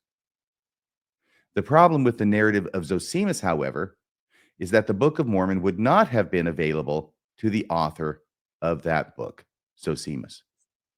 And it's hard for John Welch to come up with an explanation for that. That's why he words it the way he does. Mm-hmm. Why? Because the claimed parallels happen in the Book of Mormon to Book of Mormon characters after Lehi leaves Jerusalem around 600 BCE. The plates on which they describe these things were exclusive to the Nephites and no part of Near Eastern writings. Another slide with lots of words. I think these are all very important. I took a lot of time putting these together. So how does an anonymous author 1,000 years later in the Near East come up with a document that has parallels to the Book of Mormon? This is why John Welch hedges on his conclusion, and it is why Austin Fife should have hedged on his conclusion. I wrote a paper for FAIR, by the way, some years ago, comparing similarities in two stories in the Acts of John with two stories in the Book of Mormon. The parallels are astounding, much better than Zosimus. And yet, FAIR rejected it. Why? Because parallels with the Book of Mormon and a document that was written centuries after Christ don't show the Book of Mormon used it as a source. Indeed, how could it? What it shows is that remarkable parallels in stories from books completely unrelated to each other can and do happen. Mm-hmm. The same thing with the narrative of Zosimus. It shows that these types of coincidences can and do happen, which ends up completely undermining, let me restate that, which ends up completely undermining the entire field of apologetic argument of proving the Book of Mormon true by similarities with ancient text, regardless of whether Joseph Smith had access to them. In fact, the apologist's argument that Joseph Smith did not borrow from contemporary sources that have remarkable similarities with the Book of Mormon, like View of the Hebrews, undercuts any argument they make that remarkable similarities between the Book of Mormon and ancient documents have any evidentiary value whatsoever. I.e., if the first set of similarities are coincidence, what should the second set of similarities be? Or why should the second set of similarities be anything other than coincidence as well? Your thoughts? I'm just really impressed by all this stuff that you put together on this narrative of Zosimus, because I think it really highlights, again, the way we started this presentation, which is, if we really think critically about these things, if we're doing this comparison of these two different hypotheses, you're absolutely right. What it highlights is the double standard and the games that apologists play to count all the hits and ignore all the misses. They also are constantly running from what we understand the Book of Mormon to be. It should be entirely unsurprising that the Book of Mormon has parallels to ancient texts that are from Near Eastern origin, because that's what it claims to be, because it works from the Bible. So of course there are going to be connections between what the Bible is of Near Eastern origin and the Book of Mormon. That should be entirely expected. What would be very impressive, and I only bring this up because it was mentioned in one of the interviews as I was preparing for talking about Tom Wayman's research, is if the Book of Mormon somehow captured some element of early Judaism or Christianity that was unknown in the days of Joseph Smith, or that, say, like earlier manuscripts demonstrated that Joseph Smith was in line with, like, Dead Sea Scrolls or more up-to-date manuscripts than were available in his translation of the Bible, that would be particularly impressive. But Tom Wayment blew a hole in that by saying there's no instance where Joseph Smith's corrections track with earliest manuscripts. And so that's the type of evidence that would be impressive. Again, the parallels to me aren't impressive. And I think I love the way you've highlighted the double standard in the game they play with this, because it shows the difference between how they treat the evidence and how I think we should treat the evidence. But it also highlights this idea we started with, which is evidence is not created equal. It's as simple as that. Not all evidence means the same thing. Sometimes evidence can be much more significant. And this evidence of parallels that they constantly point out to ignores what the Book of Mormon claims to be, and it ignores that we should fully expect these things based on what the Book of Mormon actually is. A rehash and a recapitulation of 19th century Christianity spun into the lens of purporting to be ancient pseudepigrapha. That's what I believe the Book of Mormon to be. And Right. it matches that description exactly what we'd expect. All of that within the framework of the currently favored mound builder myth. Exactly. Yeah. Okay, so we're done here, but I want to give, for extra credit, because it's so wonderful, this idea that I remembered, that I researched, that I came up with, which is astounding to people, but it helps explain how parallels and connections can happen at a much greater rate than we would normally expect. Okay, so here's the deal. Everybody has a birthday. Even I have a birthday. You have a birthday. You don't have to tell us what it is. But the February question 22nd. What is it? February 22nd. I share my birthday with George Washington. Oh, wonderful. Oh, what a coincidence. We're both 6'3" also. And your teeth are made of? Wood and slave teeth, just like his. There you go. Okay, so everybody has a birthday. So the question then is, how many people would you have to get into the same room together before the odds were better than even that you have two people in the room who share the same birthday? Mm-hmm. Okay, so here's how I would approach it, which I think is the way most people would approach it. Let's say there's 366 days in a year. I know there's usually 365, but there's 366 potential birthdays if we include February 29th. So keeping it like that, there's a 1 in 366 chance that if you meet a person coming down the street that they're going to have the same birthday as you. And it's quite a surprise, and it's quite a coincidence, right? And everybody marvels about it. So that leads into this thing. It's actually called the birthday paradox or the birthday problem, because thinking that, I would say that if you have this room and you're going to put people in it and there's 366 total possible birthdays, then you would have to go to half of that number plus 1. Right. To make it more likely than not that you're going to have two people in the same room with the same birthday. And whatever half of 366 is, it's 150, 160, 100, it's something. Do you know what it is? It'd be like 180, around 180, 180. 183. Okay. That's half. So 184, you have to have 184 people in a room before you had a better than even chance of two of them having the same birthday. Okay, now let's go to the paradox, because the surprising answer is no, it's not 180 or 164, whatever it was, 187. It's actually 23. The birthday paradox, you can look it up on Wikipedia. In probability theory, the birthday problem asks for the probability that in a set of n randomly chosen people, at least 2 will share the same birthday. The birthday paradox refers to the counterintuitive fact that only 23 people are needed for that probability to exceed 50%. By the way, magicians use this. I've seen video of a magician going like into a deli in New York, and it's got, 50 people in there. And he says, okay, what's your birthday? He says, I will bet you there's somebody else in here who has your same birthday. Well, no, there's only 50 people. You're going to lose that bet. The odds are. And of course, he wins it because the odds are actually that there are going to be more than one person. The birthday paradox is a veridical paradox. It seems wrong at first glance, but is in fact true. In other words, it's not a true paradox. A true paradox wouldn't be true, just unexpected. Right. So it's a veridical paradox. While it may seem surprising that only 23 individuals are required to reach a 50% probability of a shared birthday, this result is made more intuitive by considering that the birthday comparisons will be made between every possible pair of individuals. So you're not just one person walking down the street and meeting one other person. You got 23 people in the same room, and each person is comparing themselves with every other person in that room. So with 23 individuals, there are 23 times 22 divided by 2 equals 253 pairs to consider, more than half of the 365 or 366 days in a calendar year. So you're not going by the number of people, you're going by the pairs that can be created between the people of their birthdays.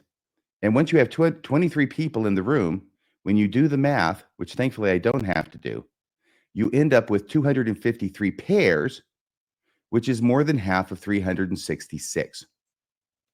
That's why the correct answer is 23 people in a room. The odds are you're going to have 2 people in there that share the same birthday. By the way, I got to tell you something. This happened to me.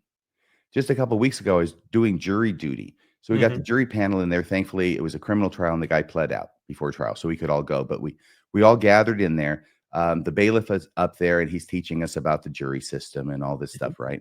And he's making fun of the court reporter. The judge isn't in there yet.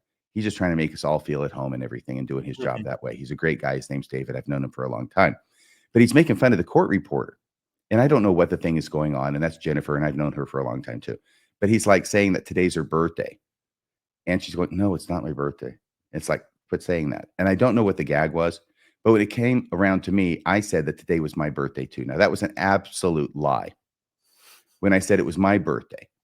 And I was doing it to mess with him because he was messing with Jen. So having said all of that, it was not my birthday, but I stated it was my birthday. And then when we got dismissed, some lady came up to me and said, really? Wow, what a coincidence. Today's my birthday too. Right. And there may have been 50 people in the room, which makes the odds go up way above 50% that somebody else in the room is going to share your birthday. So that was a real life example of that happening to me.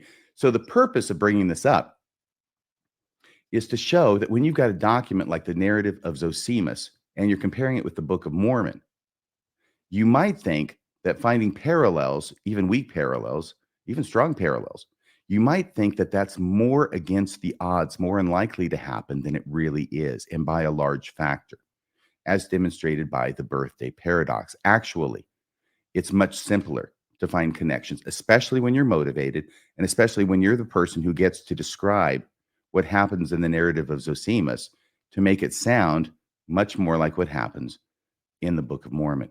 I read this paper back then. I thought, I didn't think that was a great paper either. I did not ever argue. Narrative of Zosimus shows the Book of Mormon is true because I didn't feel like it was a very compelling case. So I never did that. And thankfully I didn't. I'm surprised now that this is being done in the Light on Truth letter by Austin Fife, that he is setting this forward as an evidence for the Book of Mormon, because I think it falls flat. And what it really shows is that parallels or similarities between completely unrelated texts can and do happen, and more frequently than we might otherwise expect on a statistical basis. Do you have anything you want to say before we close out? I think the other thing it shows, and I'll be brief with this. I think the other thing it shows is, when we get to these like philosophical arguments for God, or we're talking about the premise behind all of this, right? In the Mormon worldview, there's supposed to be a spirit of God or a Holy Ghost that can testify of truth. And one of the things, and we actually highlighted this a few months ago on an episode of Mormonism Live, you invited me on to talk about the polygamy denier debate that Jacob Hansen and Jacob Isbell had. We talked about the problem of inconsistent revelation. And I think, I'm not sure why it's coming to mind now, but it's one of these things that when you look at some of the evidence that believers go to and how weak it really is when you dig in, one of the things that it brings to my mind is like this idea that there's some Holy Ghost that has access to all truth and all information that's informing this just becomes so patently ridiculous to me. Because if these things were true in the way that they're claimed to be, the evidence should be so overwhelming of their truth because of the claims that are made. Like if the Book of Mormon accurately described reality, there would be such clear evidence of that. And we never get that. We never get that clear evidence of the Book of Mormon's truth. Instead, we get these weak ass parallels that you can do with any two texts. You could do with two movies. And it just highlights to me how bankrupt the entire apologetics exercise is. People need to be more honest about what the evidence dictates. And if they still want to believe based on faith, I think they just need to honestly own that. And they need to stop pretending that critics of the church have some onus to explain away every single little piece of meaningless evidence that they can cobble together, or these things are true. If these things were true, it would be very obvious because of the claims, and they're not. And that's why we get evidence of the type that we get. My question to you, after having done now the first 2 episodes of Austin Fife's Light and Truth Letter, do you think we were uncharitable to Austin in the first episode? Has his apologetics improved much? What do you think overall of the Light and Truth Letter? I don't think we've been uncharitable, but then again, my heart is as black as 2 feet down a wolf's gullet. Yeah. So other people have to decide. I am honestly trying, and I think I reflected that in the last episode as well as this one. I'm trying to understand what it is that Austin is saying and trying to steelman it as best I can. In other words, to reframe his argument the way he's making it and hopefully make it even stronger than he's articulating it before we start taking it down and showing why it doesn't make sense. So I'm doing my best here, because what is the point of spending now over 3 hours here talking about this one chapter in the Light and Truth Letter if we're not really dealing with what it is he's saying? That would be absolutely pointless. That would be a psych ward radio episode. Right. What I want to do is something more substantive, actually deal with the arguments he's making, and then leave it to the listener or the viewer to make up their mind as to which side has the stronger case. I completely agree. I think the other thing I wanted to say, just kind of now that we're a few more chapters in, or a few more arguments in, is I think Austin is probably a nice guy, but I think he's supremely confused about the way critical thinking and epistemology should work. And that was kind of my overall takeaway from the first chapter as well as this chapter, in the sense that so often he's running headlong into these philosophical and epistemological problems with seeming no awareness that he's doing so. Yeah. Like the divinely sized gap or something. Yeah, he's literally explicitly saying that he's making a God of the gaps argument with seemingly no recognition that that's just a fallacy, that he's just plugging, a gap filler in that has no explanatory power. God did it isn't an explanation, Austin. Right. Very good. Thank you. Thank you for joining me. Please leave your comments below. Let us know whether you want us to continue. I think we probably will. The support has been pretty overwhelming in that regard. Thinking about it again, you don't have to knock yourself out, but make some kind of comment below. Please hit like, please hit subscribe. Please have a wonderful weekend. I hope you had a great Thanksgiving. And we will see you next time on Radio Free Mormon for an analysis with Kolby Reddish on the next chapter, chapter 3, in the Light on Truth Letter. Thank you for joining us. Next time, once again, we'll be broadcasting from behind enemy lines. Thanks for joining us, everybody. Good night.